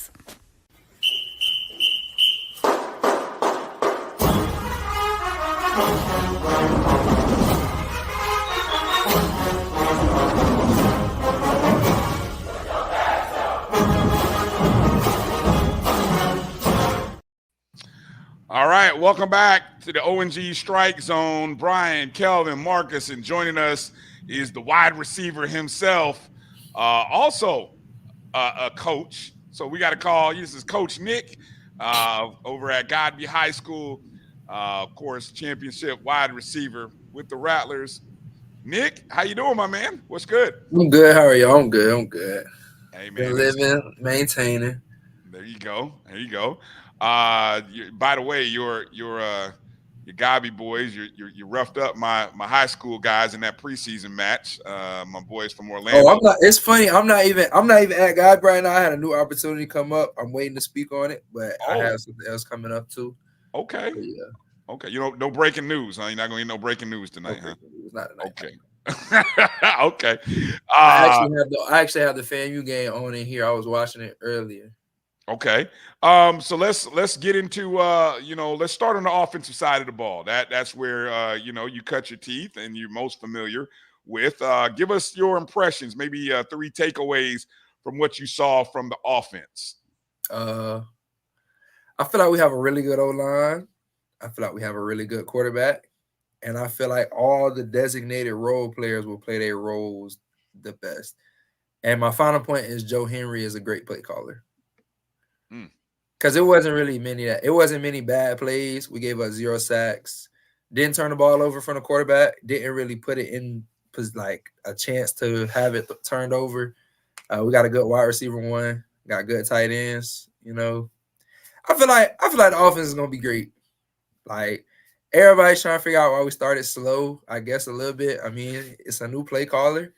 All those guys were used to a different style of how things used to be called. I mean, Moose was more of a drop back quarterback, so it was more of a drop back game, quick game. D. Rich is a RPO type of guy. He's a dual threat, but he's not your like typical dual threat. He's a get it done dual threat. It's not like he's gonna run for like 100 and some yards. He'll probably get 30, 40 yards a game because he's gonna take what you give him. Mm-hmm. Yeah, offense look good though. Nice. What do you got, Kelvin? So Nick, I'm assuming you didn't have you weren't able to attend. Were you able to attend the game in Atlanta? I didn't go to the game. I'm gonna go to the game this weekend. Okay, you'll be in South Carolina State. I'll be in Brad. Yeah, I'll be in Brad. Okay. Only games I'm traveling to, I'm gonna go to Jackson and I'm gonna go to the Classic. I'm gonna go to Jackson though. You taking security with you on that? Oh, they waiting on you in Jackson. I'm gonna go. Me and Kamari are gonna go. Me and Kamari are gonna drive down. Okay. Oh boy. Okay. All right. So Nick, kind of tell us about what's going on. I know you was talking about teaching and some stuff. What's going on with you right now? Right now I am a sub full-time for Leon County, but I'm praying. I had an interview with like a bigger coaching job. I'm trying to see how that goes. Possibly moving from Tallahassee. So I'm trying to see how all that goes right now. And I'm still training for the UFL. I'm waiting for all their process and everything to get done so I can get into that and get it moving. But other than that, I've been just staying in shape, working out, taking jobs as they come. Okay. All right. Go ahead, Marcus. Thanks for coming back on the show, Coach Nick. In terms of how things started out for FAMU for this past Saturday, do you think more it was a feeling out of our own personnel or what Norfolk was doing, or a combination of both? I mean, I know up front, I know on defense, I know for a fact on defense because I already talked to some people. They set the front wrong a lot of times. I mean, Eric Horn is the older guy in the linebacker room, but he doesn't play Mike. He plays Will Backer. So we're getting a new Mike in.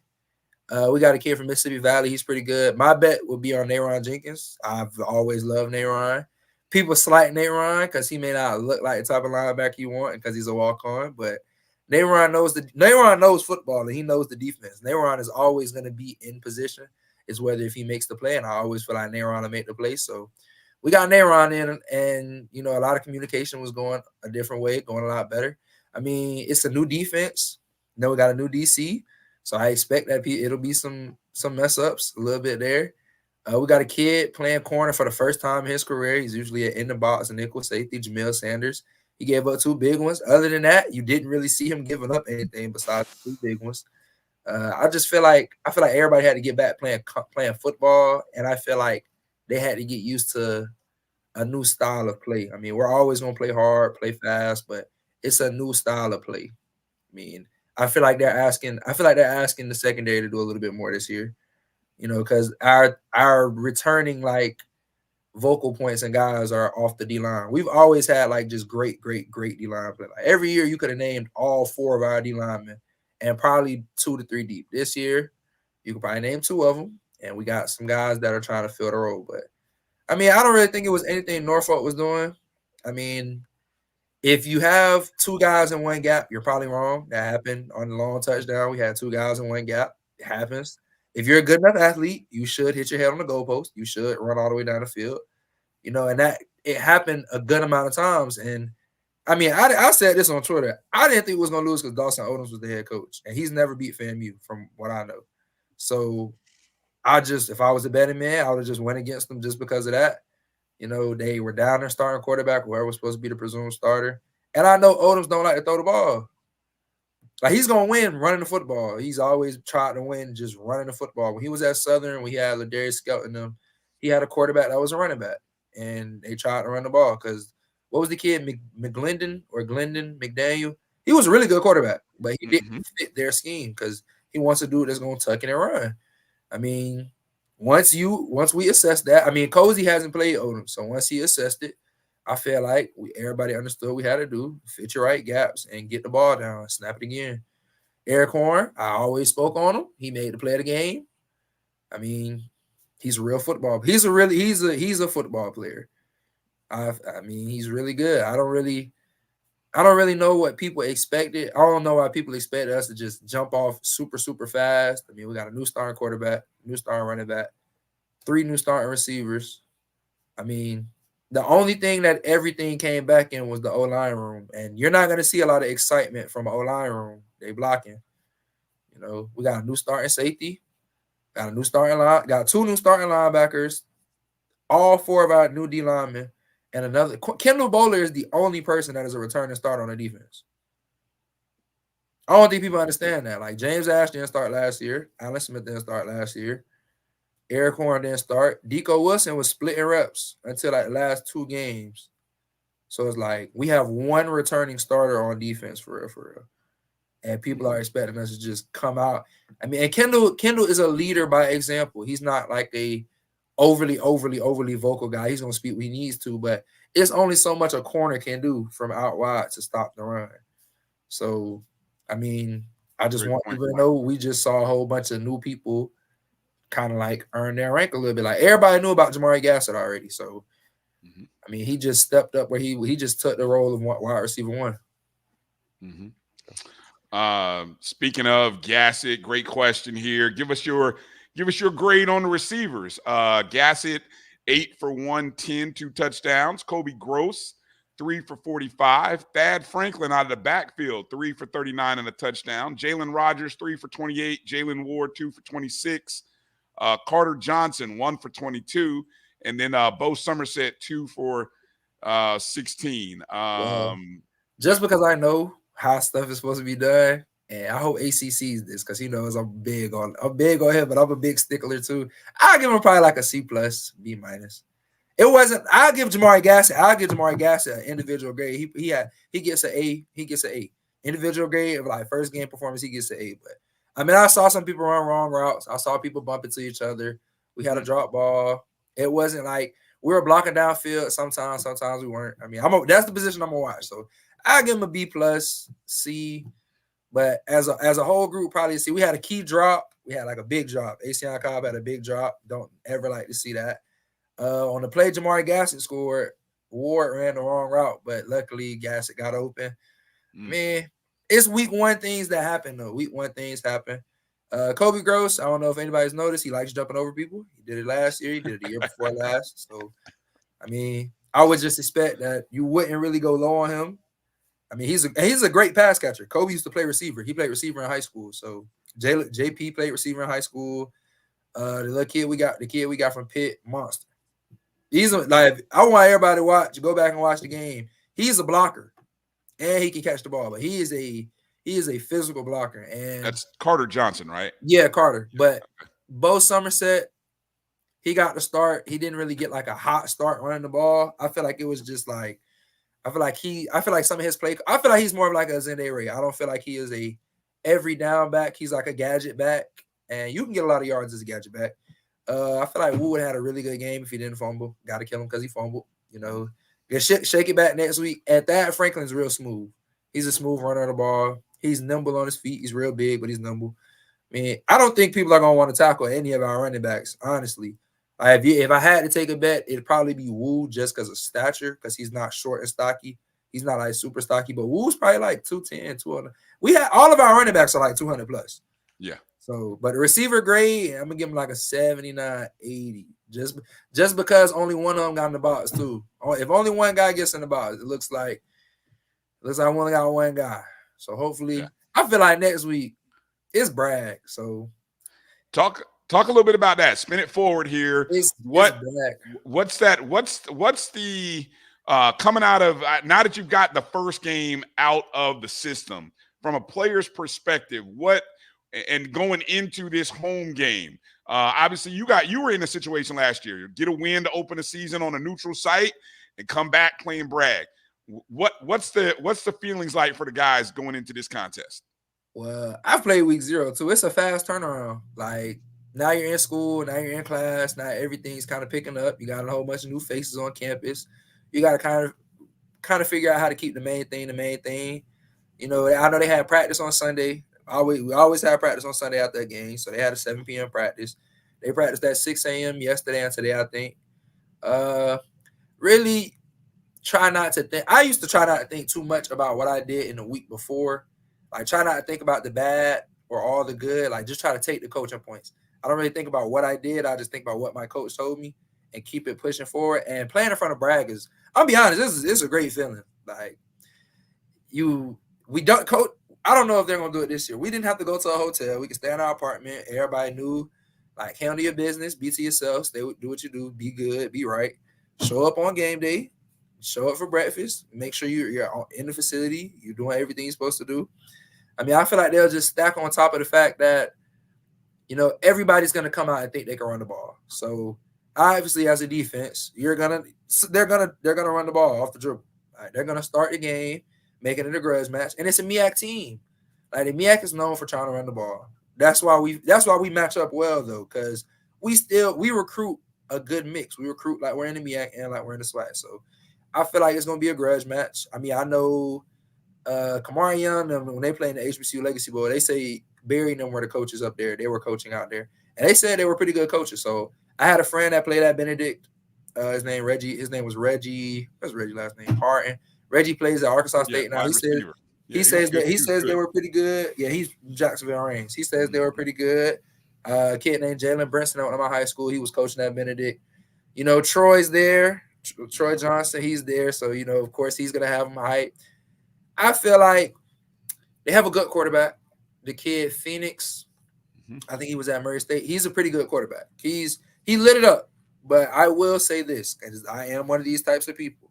You have to prove to me that what you did at the D2 level will work at the D1 level. They just have to prove that to me, because I know that they were top dog with HBCUs at the D2 level.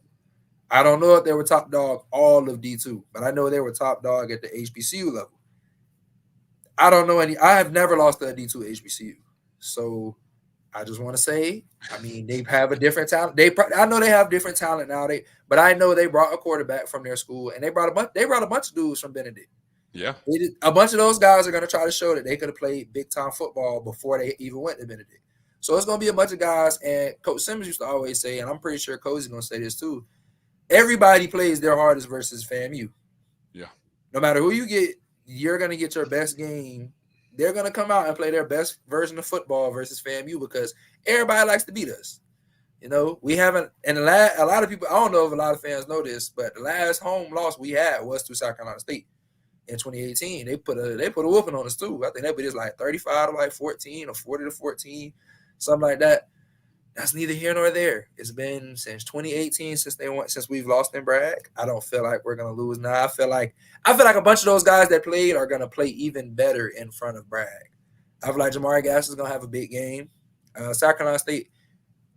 I mean, yeah, I don't think it's really hard. I don't think it's gonna be a hard thing to do. I feel like you run the ball so that you can open up the pass. We have a quarterback. We have a smart veteran quarterback. We have a good running back room, and you can't beat a good O-line. A really good O-line. I want people to understand that was 0 sacks. Yeah, that was 0 sacks, and we were rotating guys. We were rotating different O-linemen. We were making sure people were fresh on the field. Mm-hmm. That's hard to beat. That's really hard to beat, especially when you have tight ends that'll block, a running back that'll throw a chip in, and we have 4 different types of bodies at receiver and tight end. I mean, I feel like the spread's like 9. I feel like 9.5. I feel like it'll be close in the first quarter, just because I feel like in the second quarter, we'll probably wear on them. It is hotter in Tallahassee. I want people to understand it's always hotter in Tallahassee. And I will say this, we condition like crazy. It's not many people that's practicing in pads after a game. We are practicing in shoulder pads the day after a game. So I will say this, we are usually the toughest team. Like it's not, I've never played a game. The only game I ever played at FAMU where I hit somebody and they felt tougher, like they just felt tougher, was Troy my freshman year. I didn't play UCF that next year, but Troy is the only time I hit somebody in the game, and I was a true freshman, so it might have just been that. But when we played USF, it was never I hit it and it was like, oh my gosh, like oh my goodness. Like we played Southeastern, it wasn't I hit it, it was we're always the toughest team. We're always gonna play the hardest. It's gonna come down to discipline and alignment, assignment, and adjustment. I feel like the defense is gonna start the run, and I feel like they're gonna have to beat us in the air. I don't really know a time where we've lost on the ground. I can't really remember a time where we've lost the FCS. I can think of an FBS game we've lost like versus FBS, but we lost to Jackson that year. Jackson didn't run the ball. They had an air raid. The other year we lost to Jackson, nobody really did anything on offense. They scored 1 touchdown. Southeastern threw the ball all over the field. When we lost South Carolina State that year, they had 2 kick returns in a game, a pick 6, and I think they threw the ball in the air too. Like Bethune, whenever we used to lose, they'd throw the ball up in the air. Like we don't really lose with people running the ball, not really. And the last time we played South Carolina State, they had a guy on defense that they don't have anymore. What's the kid? I think he got a brother. His brother was the one that played receiver. He went to ECU. It's a linebacker. He transferred to ECU. BJ Jones. Green. Oh. He had number 5. He was a big middle linebacker who had number 5 for South Carolina State. He caught 2 interceptions versus us. He's gone. He's at ECU. And I just want people to know he was a difference maker. He was a real difference maker. But I saw the receiver that they're talking about, that everybody's talking about, their leading receiver from a year ago. I like Kendall Bowler. Let me ask. Short and sweet. I like Kendall Bowler over him. Let me. We'll do this around the horn style with Kelvin and Marcus. We started the show kind of just talking about 3 takeaways, two players or plays of the game. I'm gonna come to you with the one, and we'll go around the horn, Kelvin and Marcus as well. What's your one? Watching the game, seeing the game. What's your one either area of concern or adjustment that you think FAMU makes? Or, if it's the area of concern, what's your one area of concern going into this week's game? So either or. Only area of concern is either my area of concern is the front 7.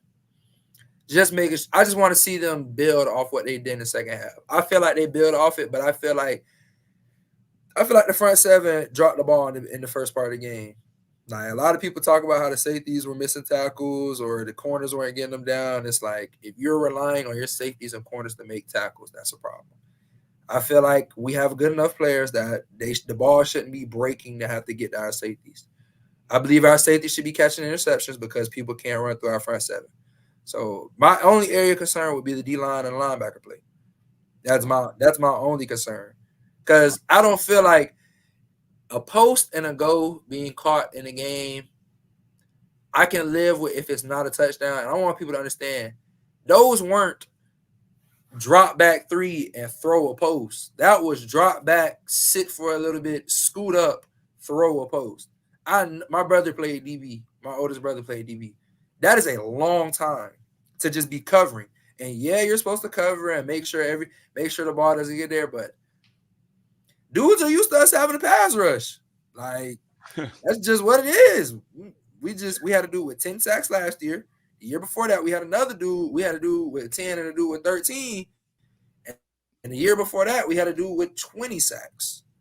Yeah. And before Zaylan came here, we had Antonio Miller. We had Scrap. He was a good D lineman too, the original 31. Like, we've always had a pass rush. So I do want to see one of these ends.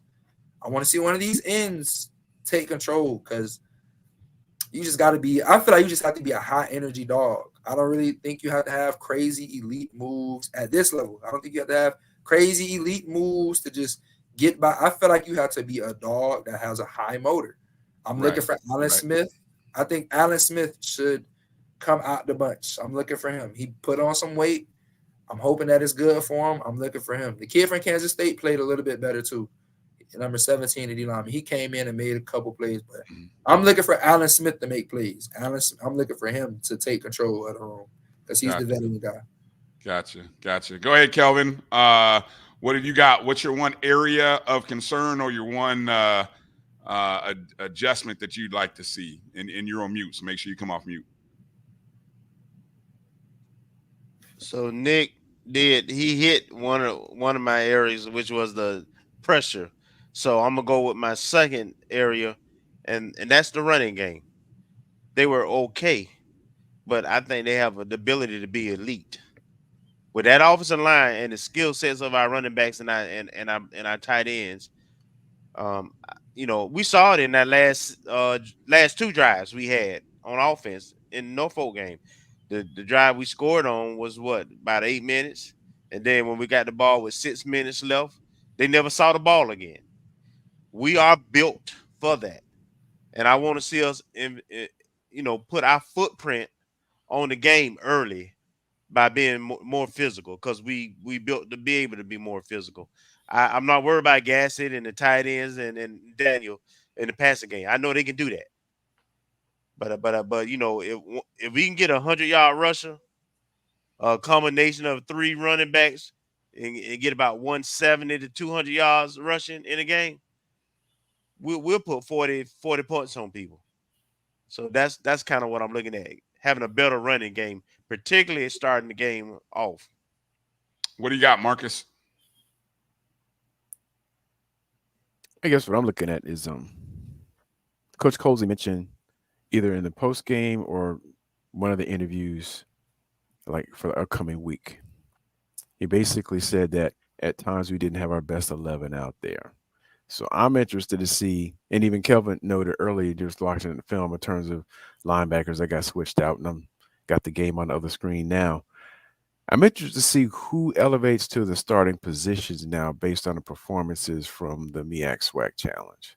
You see who gets promoted and who the starters who were in game 1 during week 0 are now going to be potential reserves for the second game on both sides of the ball. Mm-hmm. For me, I'm going to go with our starts. I'm going to go with the slow starts. Now, by nature, the fact that we have a defensive coach, whenever we win the toss, we're just going to always defer. Now, I don't recall, Nick, when Coach Simmons won the coin toss, was he deferring or was he taking the ball? Taking the ball. Okay. That's what I thought. That's an offensive mindset, right?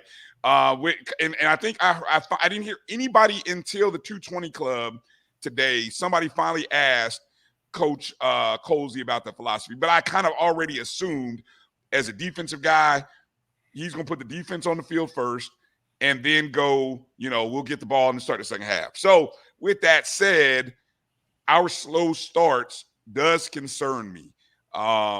It may have been more concerning when we do take the ball and don't come up with a score to start.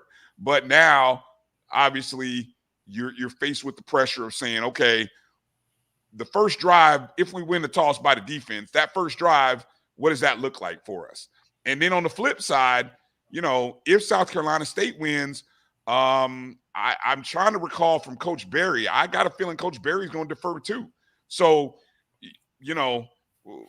that's going to be my area of concern in the first quarter. Can we get off to a good start and get the crowd and Bragg excited? Hopefully, the fans are able to get in the stadium for kickoff. And if that happens, then we'll have an electric crowd for kickoff. We'll see what happens. Prayers up. Hopefully everything is working well. I'll be there. I'll be on the sideline vibing. Nice and relaxed.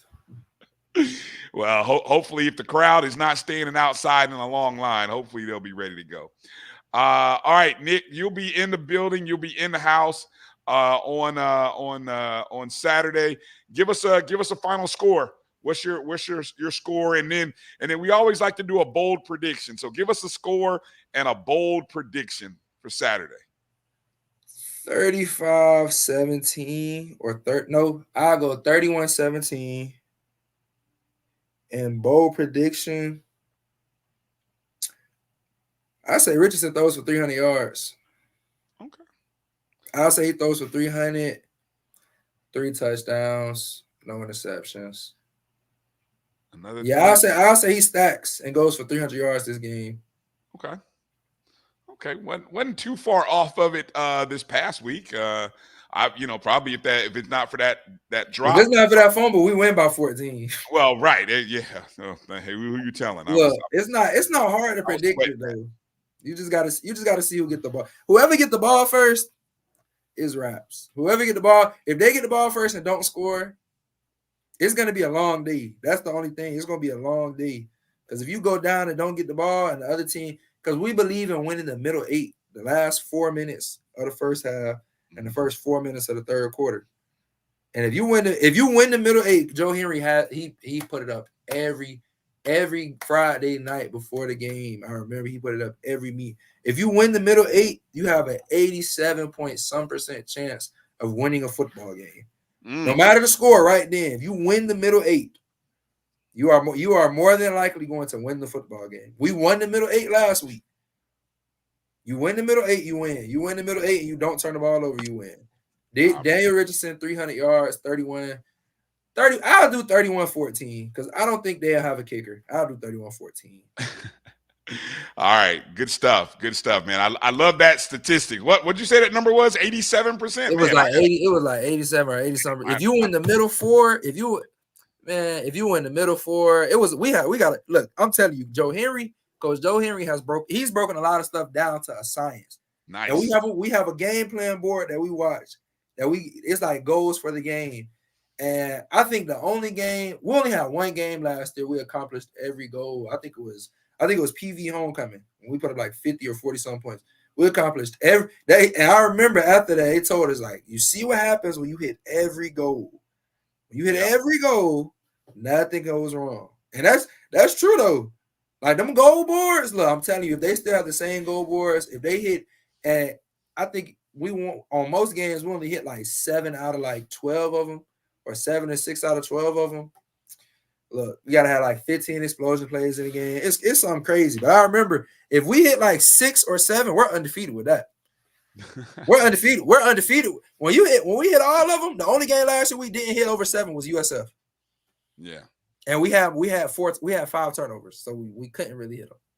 There you go. Yeah, I'll see y'all. If y'all see me at the game, I'll see y'all. I'll be out there in my nice alumni gear with my rings on. I think we're supposed to get our national championship rings this week. I hope we do. That's if what we do, heard. I'll have that on the field too. There you go. All right. Well, be looking out for Nick. Don't forget, find Nick on social media.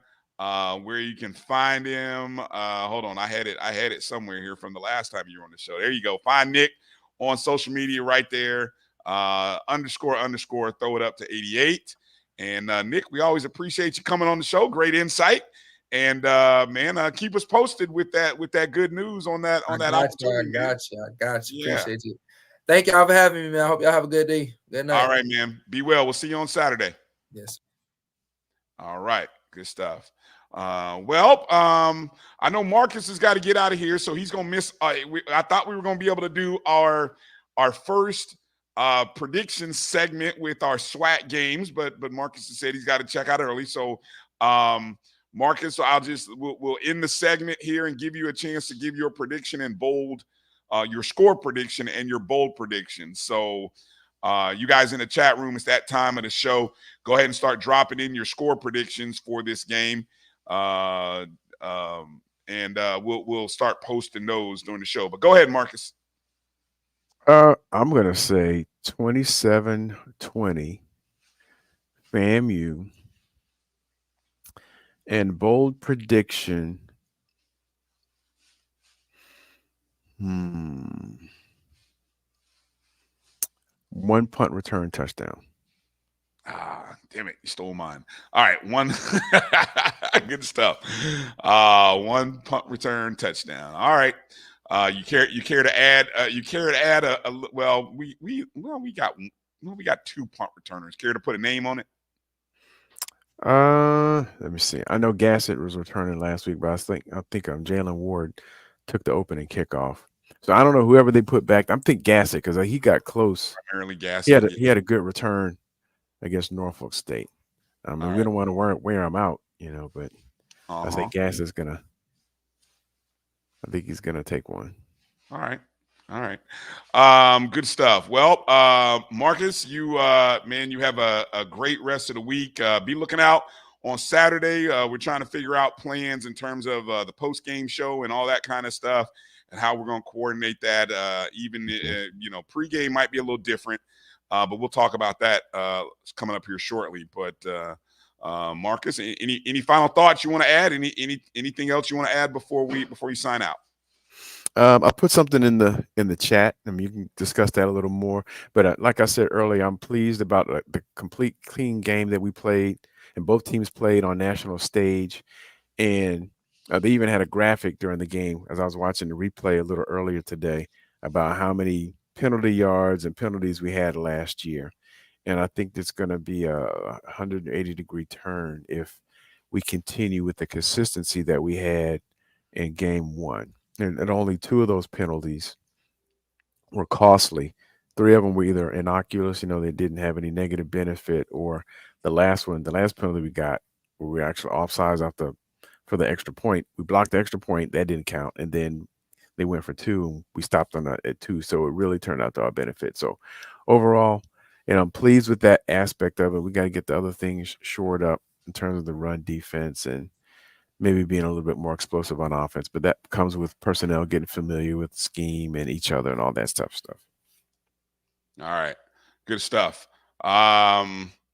Make sure to follow Marcus if you're not already following him at Decatur_G.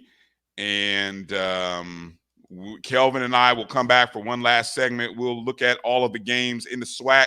Week 1 begins tomorrow evening, Thursday. That's right. Thursday night football. So there's plenty of games in the SWAC, plenty of games across the diaspora, the HBCU sporting diaspora, as the games jump off on Saturday, full blow. So make sure to give Marcus a shout out. And Marcus, we'll be in touch. When we come back from the break, one final segment to close out the show with me and Kelvin. You're watching the O&G StrikeZone right here on the Black College Sports Network. Hey, grab me one too.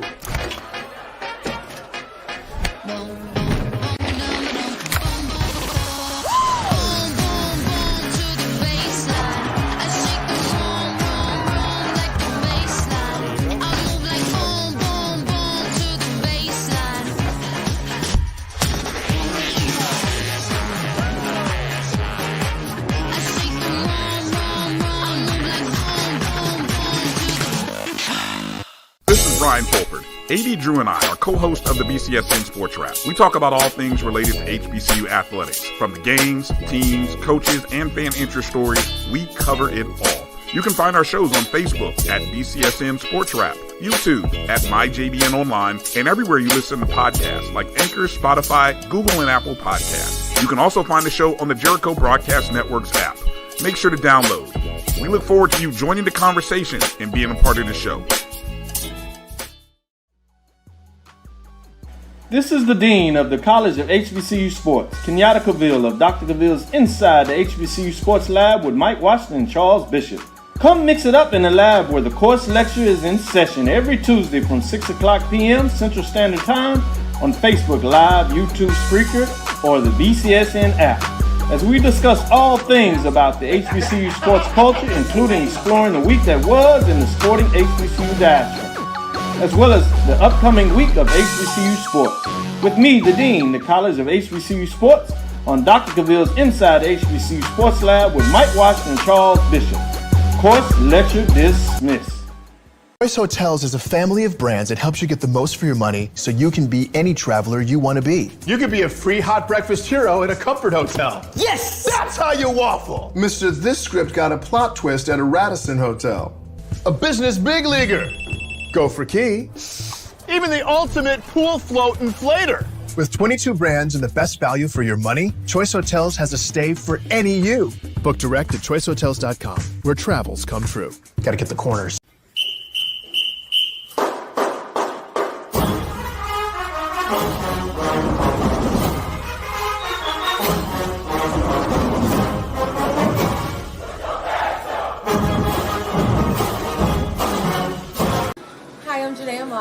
Greetings, I'm Kiana Watson. Hi, I'm Zoyana Hughes. Greetings, I'm Nia Morgan, and for all things FAMU Athletics, check out the O&G StrikeZone on Wednesdays at the Black College Sports Network. Go Rattlers! All right. Me and Kelvin here bringing it home to wrap up the show. Thank you to everybody who's been watching. Of course, we appreciate our guests, Coach Dominique Washington, a great segment there to get you ready for the volleyball. So if you happen to miss the first hour of the show, highly recommend you go back and especially at the bottom of hour one and catch the segment with Coach Washington as we do a great breakdown of the volleyball season and this upcoming games that are in Atlanta at Georgia State University. Also, thanks to Brad Gillens, top of hour two, for giving us an outstanding breakdown of South Carolina State. And then Nick Dixon came in and joined us there. So great guest lineup for this week. And we'll kind of keep trying to add great guests as we come. I can tell you upcoming, and not next week, but the week after, we got Coach Pat Crary coming in. So he will be making his debut on the O&G StrikeZone coming up. And that'll be kind of right before SWAC Basketball Media Day. We can talk about the roster. Obviously, they keep making news, positive news. I think the roster is up to about 15 players. We just pulled in another solid transfer, a young man. I think I want to make sure I don't know if I can pull up his name quick enough, but a young man who averaged about 24 points a game at the was he at the D2 or the NAI level? Jalen Whitehead. Thank you. Jalen Whitehead is the tall big forward. guy, 6'9". Big guy. Yeah, I'm talking about that. Well, yeah. So that was last week. I was thinking about the guard. He brought in a 6-foot guard that averaged about 24. Yeah, good stuff. All right, Kelvin. Let me see. I'm already starting to see some predictions here. Let's go through some of the SWAC stuff. Let's do it. Yeah, there's the SWAC schedule coming up this upcoming week. 3 SWAC teams are in play tomorrow night. Yep. Tomorrow night. Jackson State traveling to UL Monroe. That's a 6 Eastern. I believe that's 6 Eastern, right? 6 Eastern. Central. So it's 7 Eastern, 6 Central. That's on ESPN Plus. Arkansas Pine Bluff. Yikes. Playing Arkansas. I think I've seen the line on that one at about 45, something like that. Hold on. I'll tell you here actually, because I can pull it up. 48.5. Yowzer. That's a lot. Put your money on Pine Bluff on that one. What'd you say? Put your money on Pine Bluff. I don't think they're gonna lose by 48. Okay, so here's an interesting strategy. I like that because I recommended to a friend of mine because I think the Delaware State line was like 40 and the over-under was 51.5, something to that effect. And what I kept telling my friend was there's a strategy called the dog and over. Okay.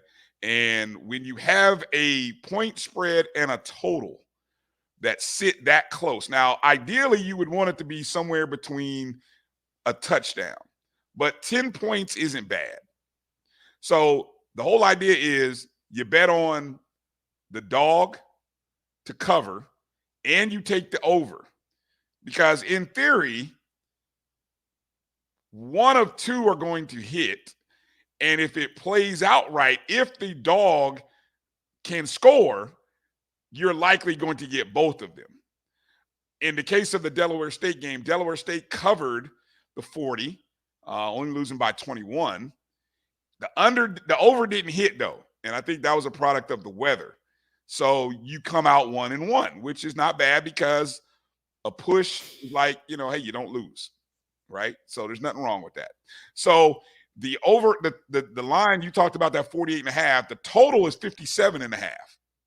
So I agree with you, Kelvin. I'm more inclined to play Arkansas Pine Bluff plus 48.5. And then here's another factor, Kelvin. You got to remember, it's an in-state school.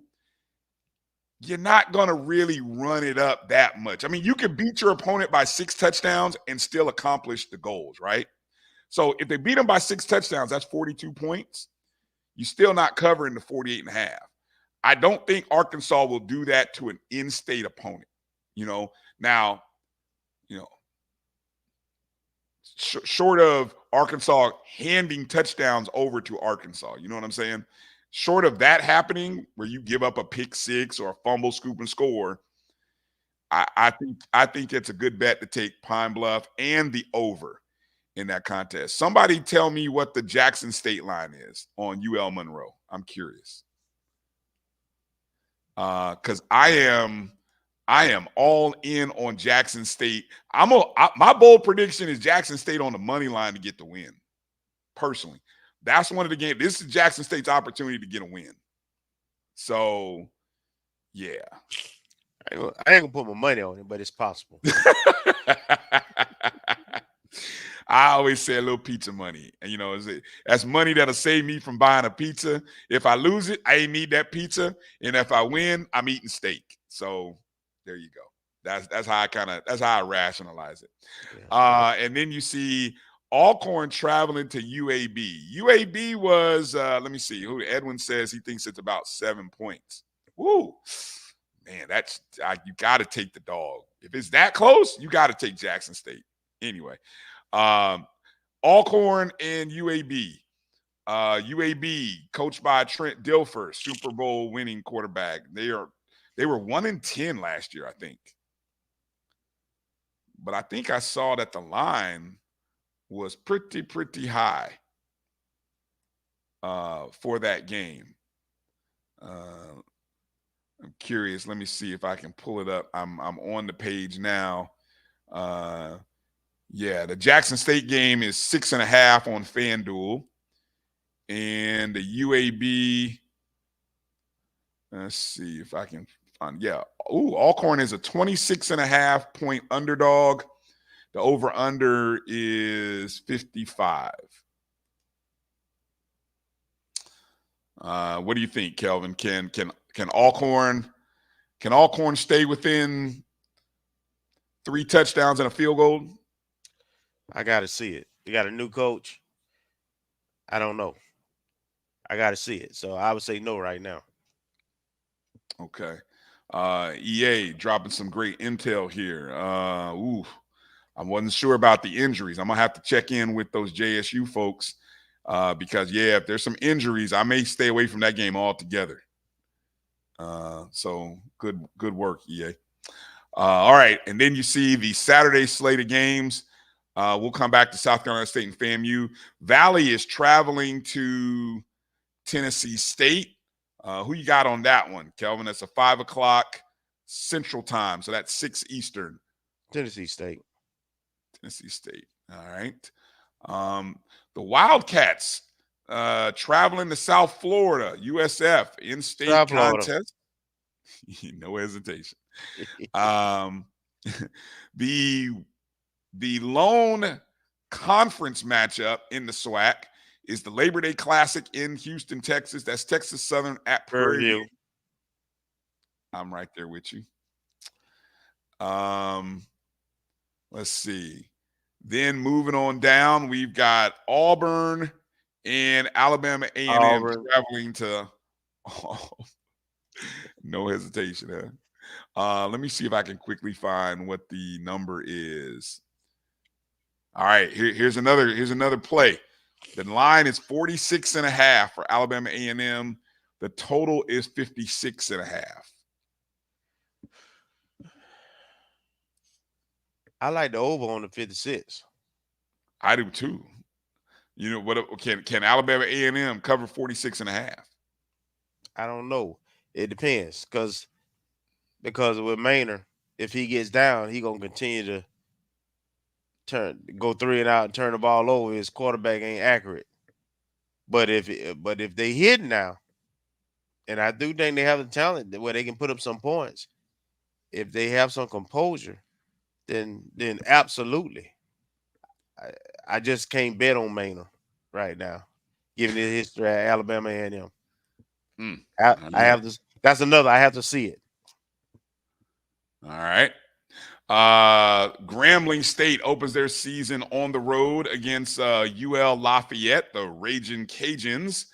They are a 32.5-point underdog. The total is 58.5.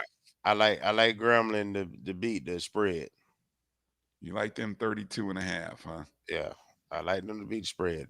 I don't know what they're gonna be offensively, so I wouldn't take the over, but I don't expect them to lose by 30. All right.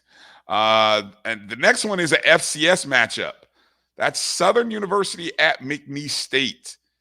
An FCS versus FCS matchup. You know, McNeese State for a long time used to win. I think they had like a 13 or 14 game winning streak at one point against the SWAC schools until I think it was Alcorn that finally beat. It was either Alcorn or Prairie View that finally beat them. Somebody in purple. Can't remember who. But yeah, now Southern gets a shot. What do you think?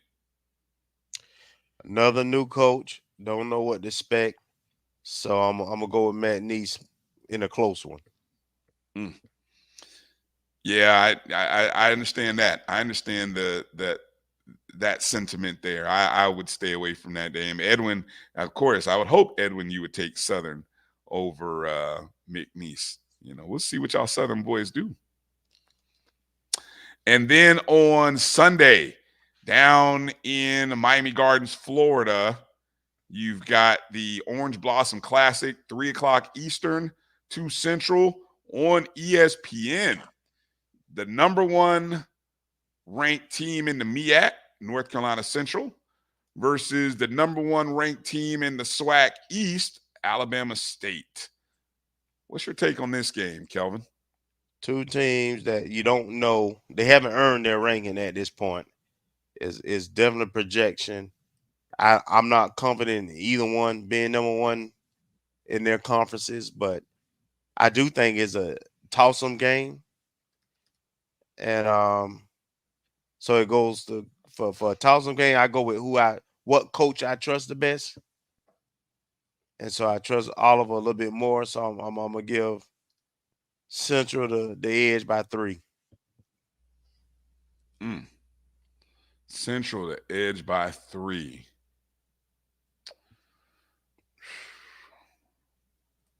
This is a tough one. You know what? I'm gonna go Bama State because I think Bama State's gonna have the home field advantage. As strange as it sounds, I think they're gonna have the largest contingent of fans in attendance. I don't think that's gonna matter. It ain't a FAMU crowd. So yeah. I think it'll still be. I think it'll still be significant. I think it'll be significant and loud enough. But you may be right. You may be right. And I am gonna go with the. I know this is treading into murky waters with the whole Andrew Body thing, but I'm going with Andrew Body in his first game back being just enough to give Alabama State a victory. And hopefully the young brother can stay healthy. It's going to come down to 4 quarters. This game is who put together a complete game.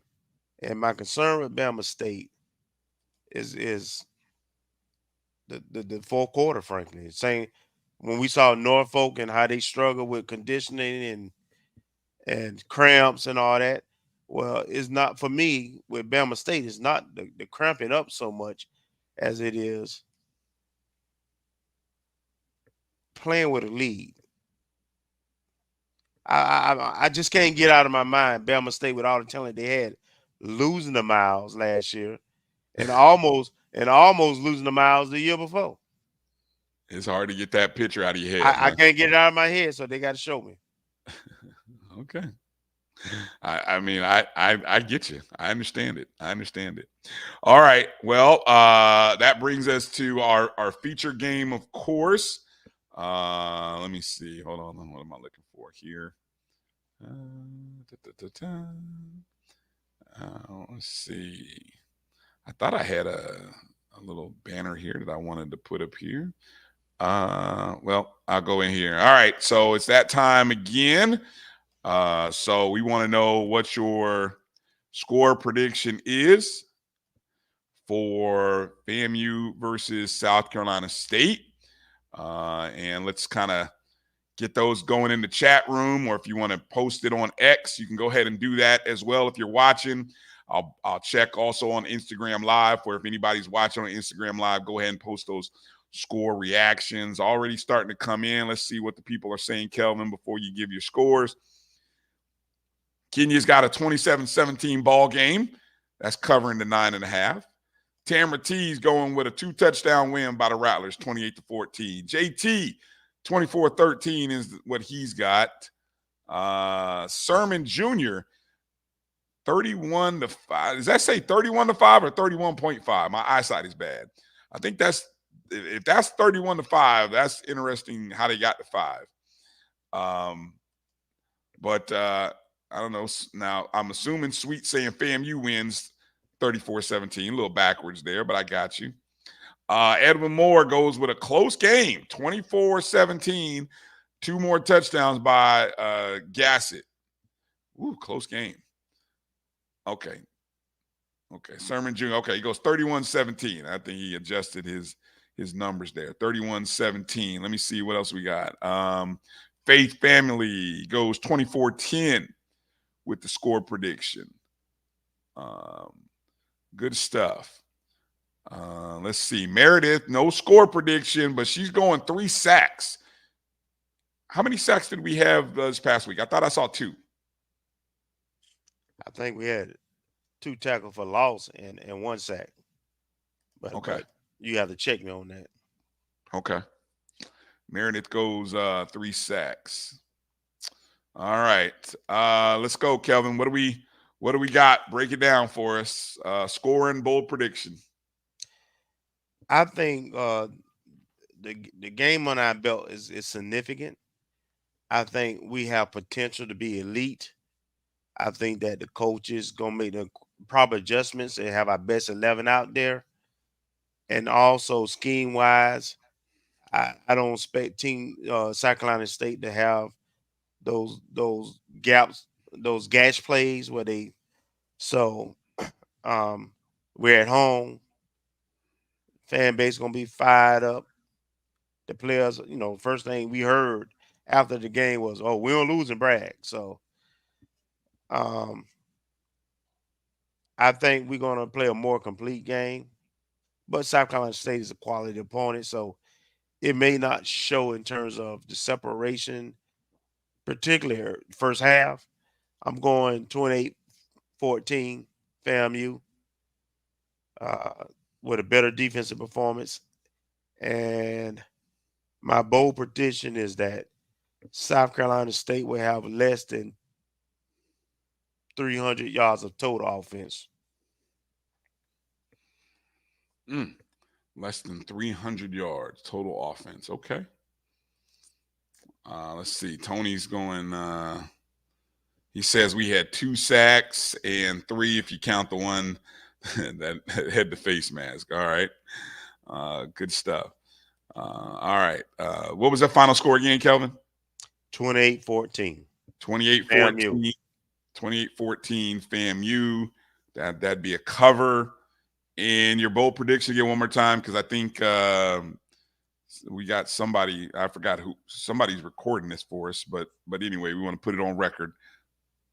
You said less than 300 yards total offense. 300 yards total offense. Okay. For South Carolina State. South Carolina State. Okay. I'm going back to thinking that the Dark Cloud defense really rights the ship.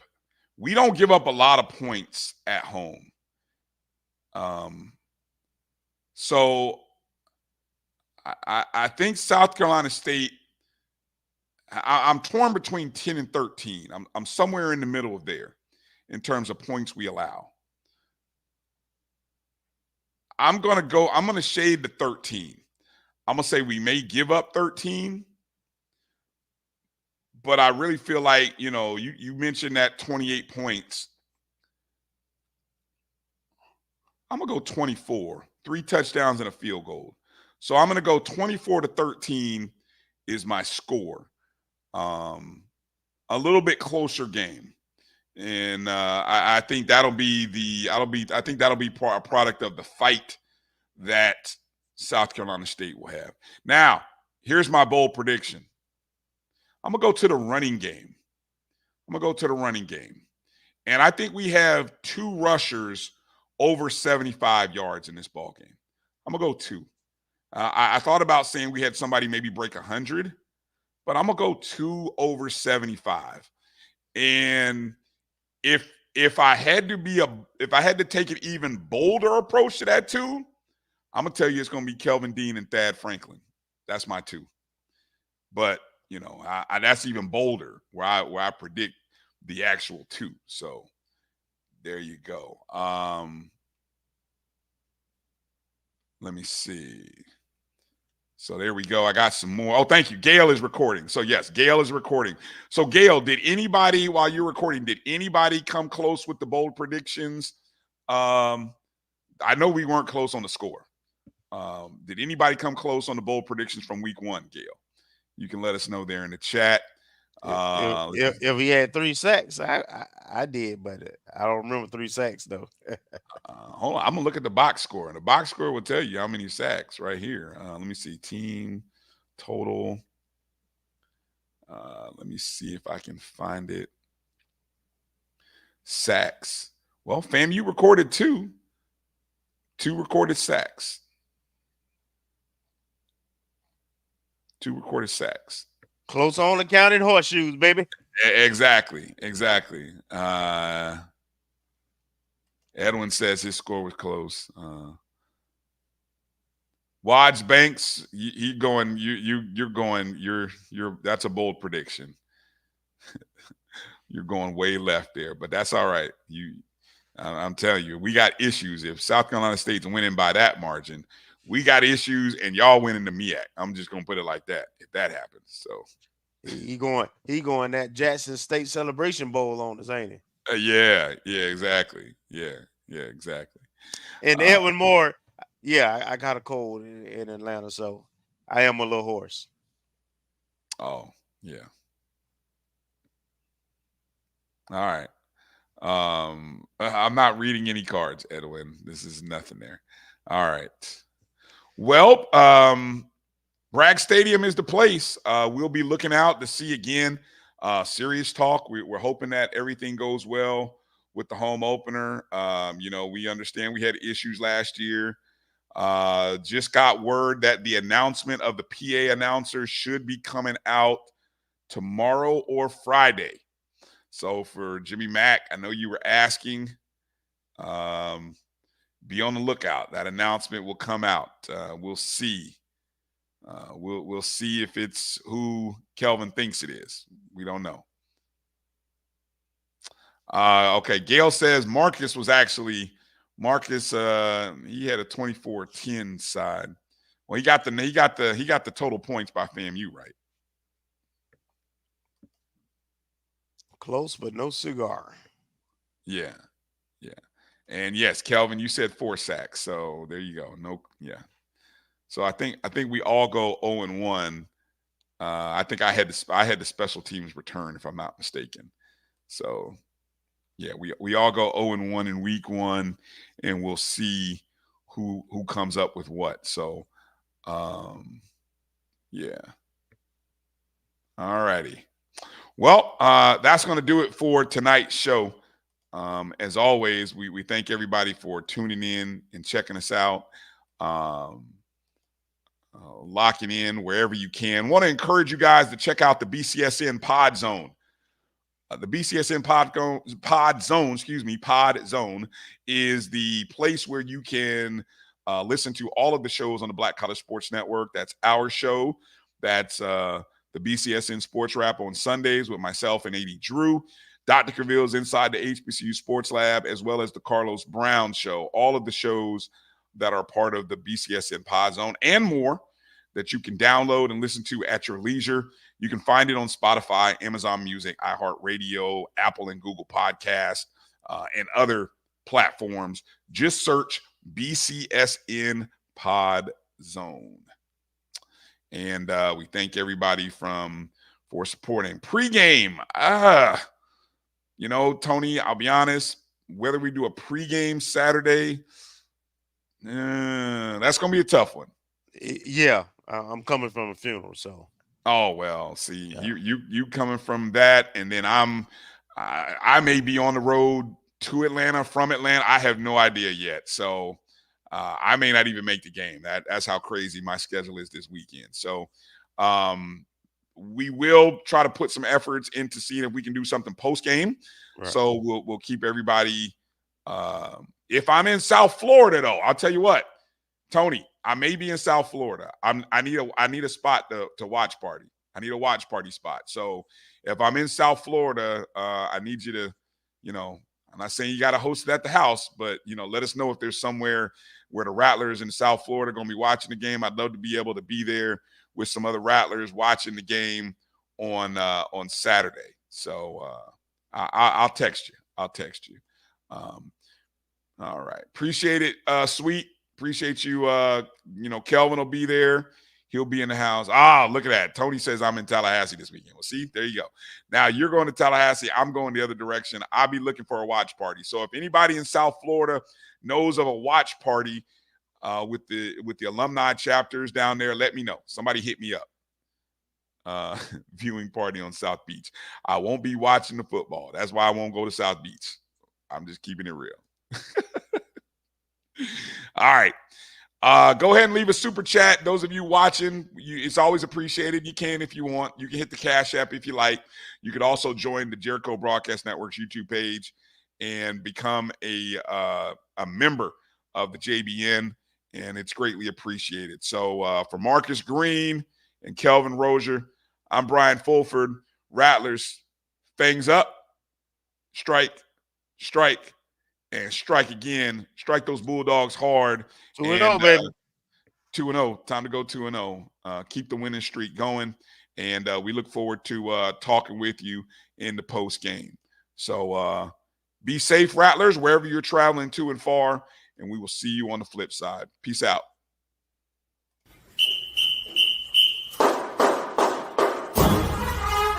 Thank you.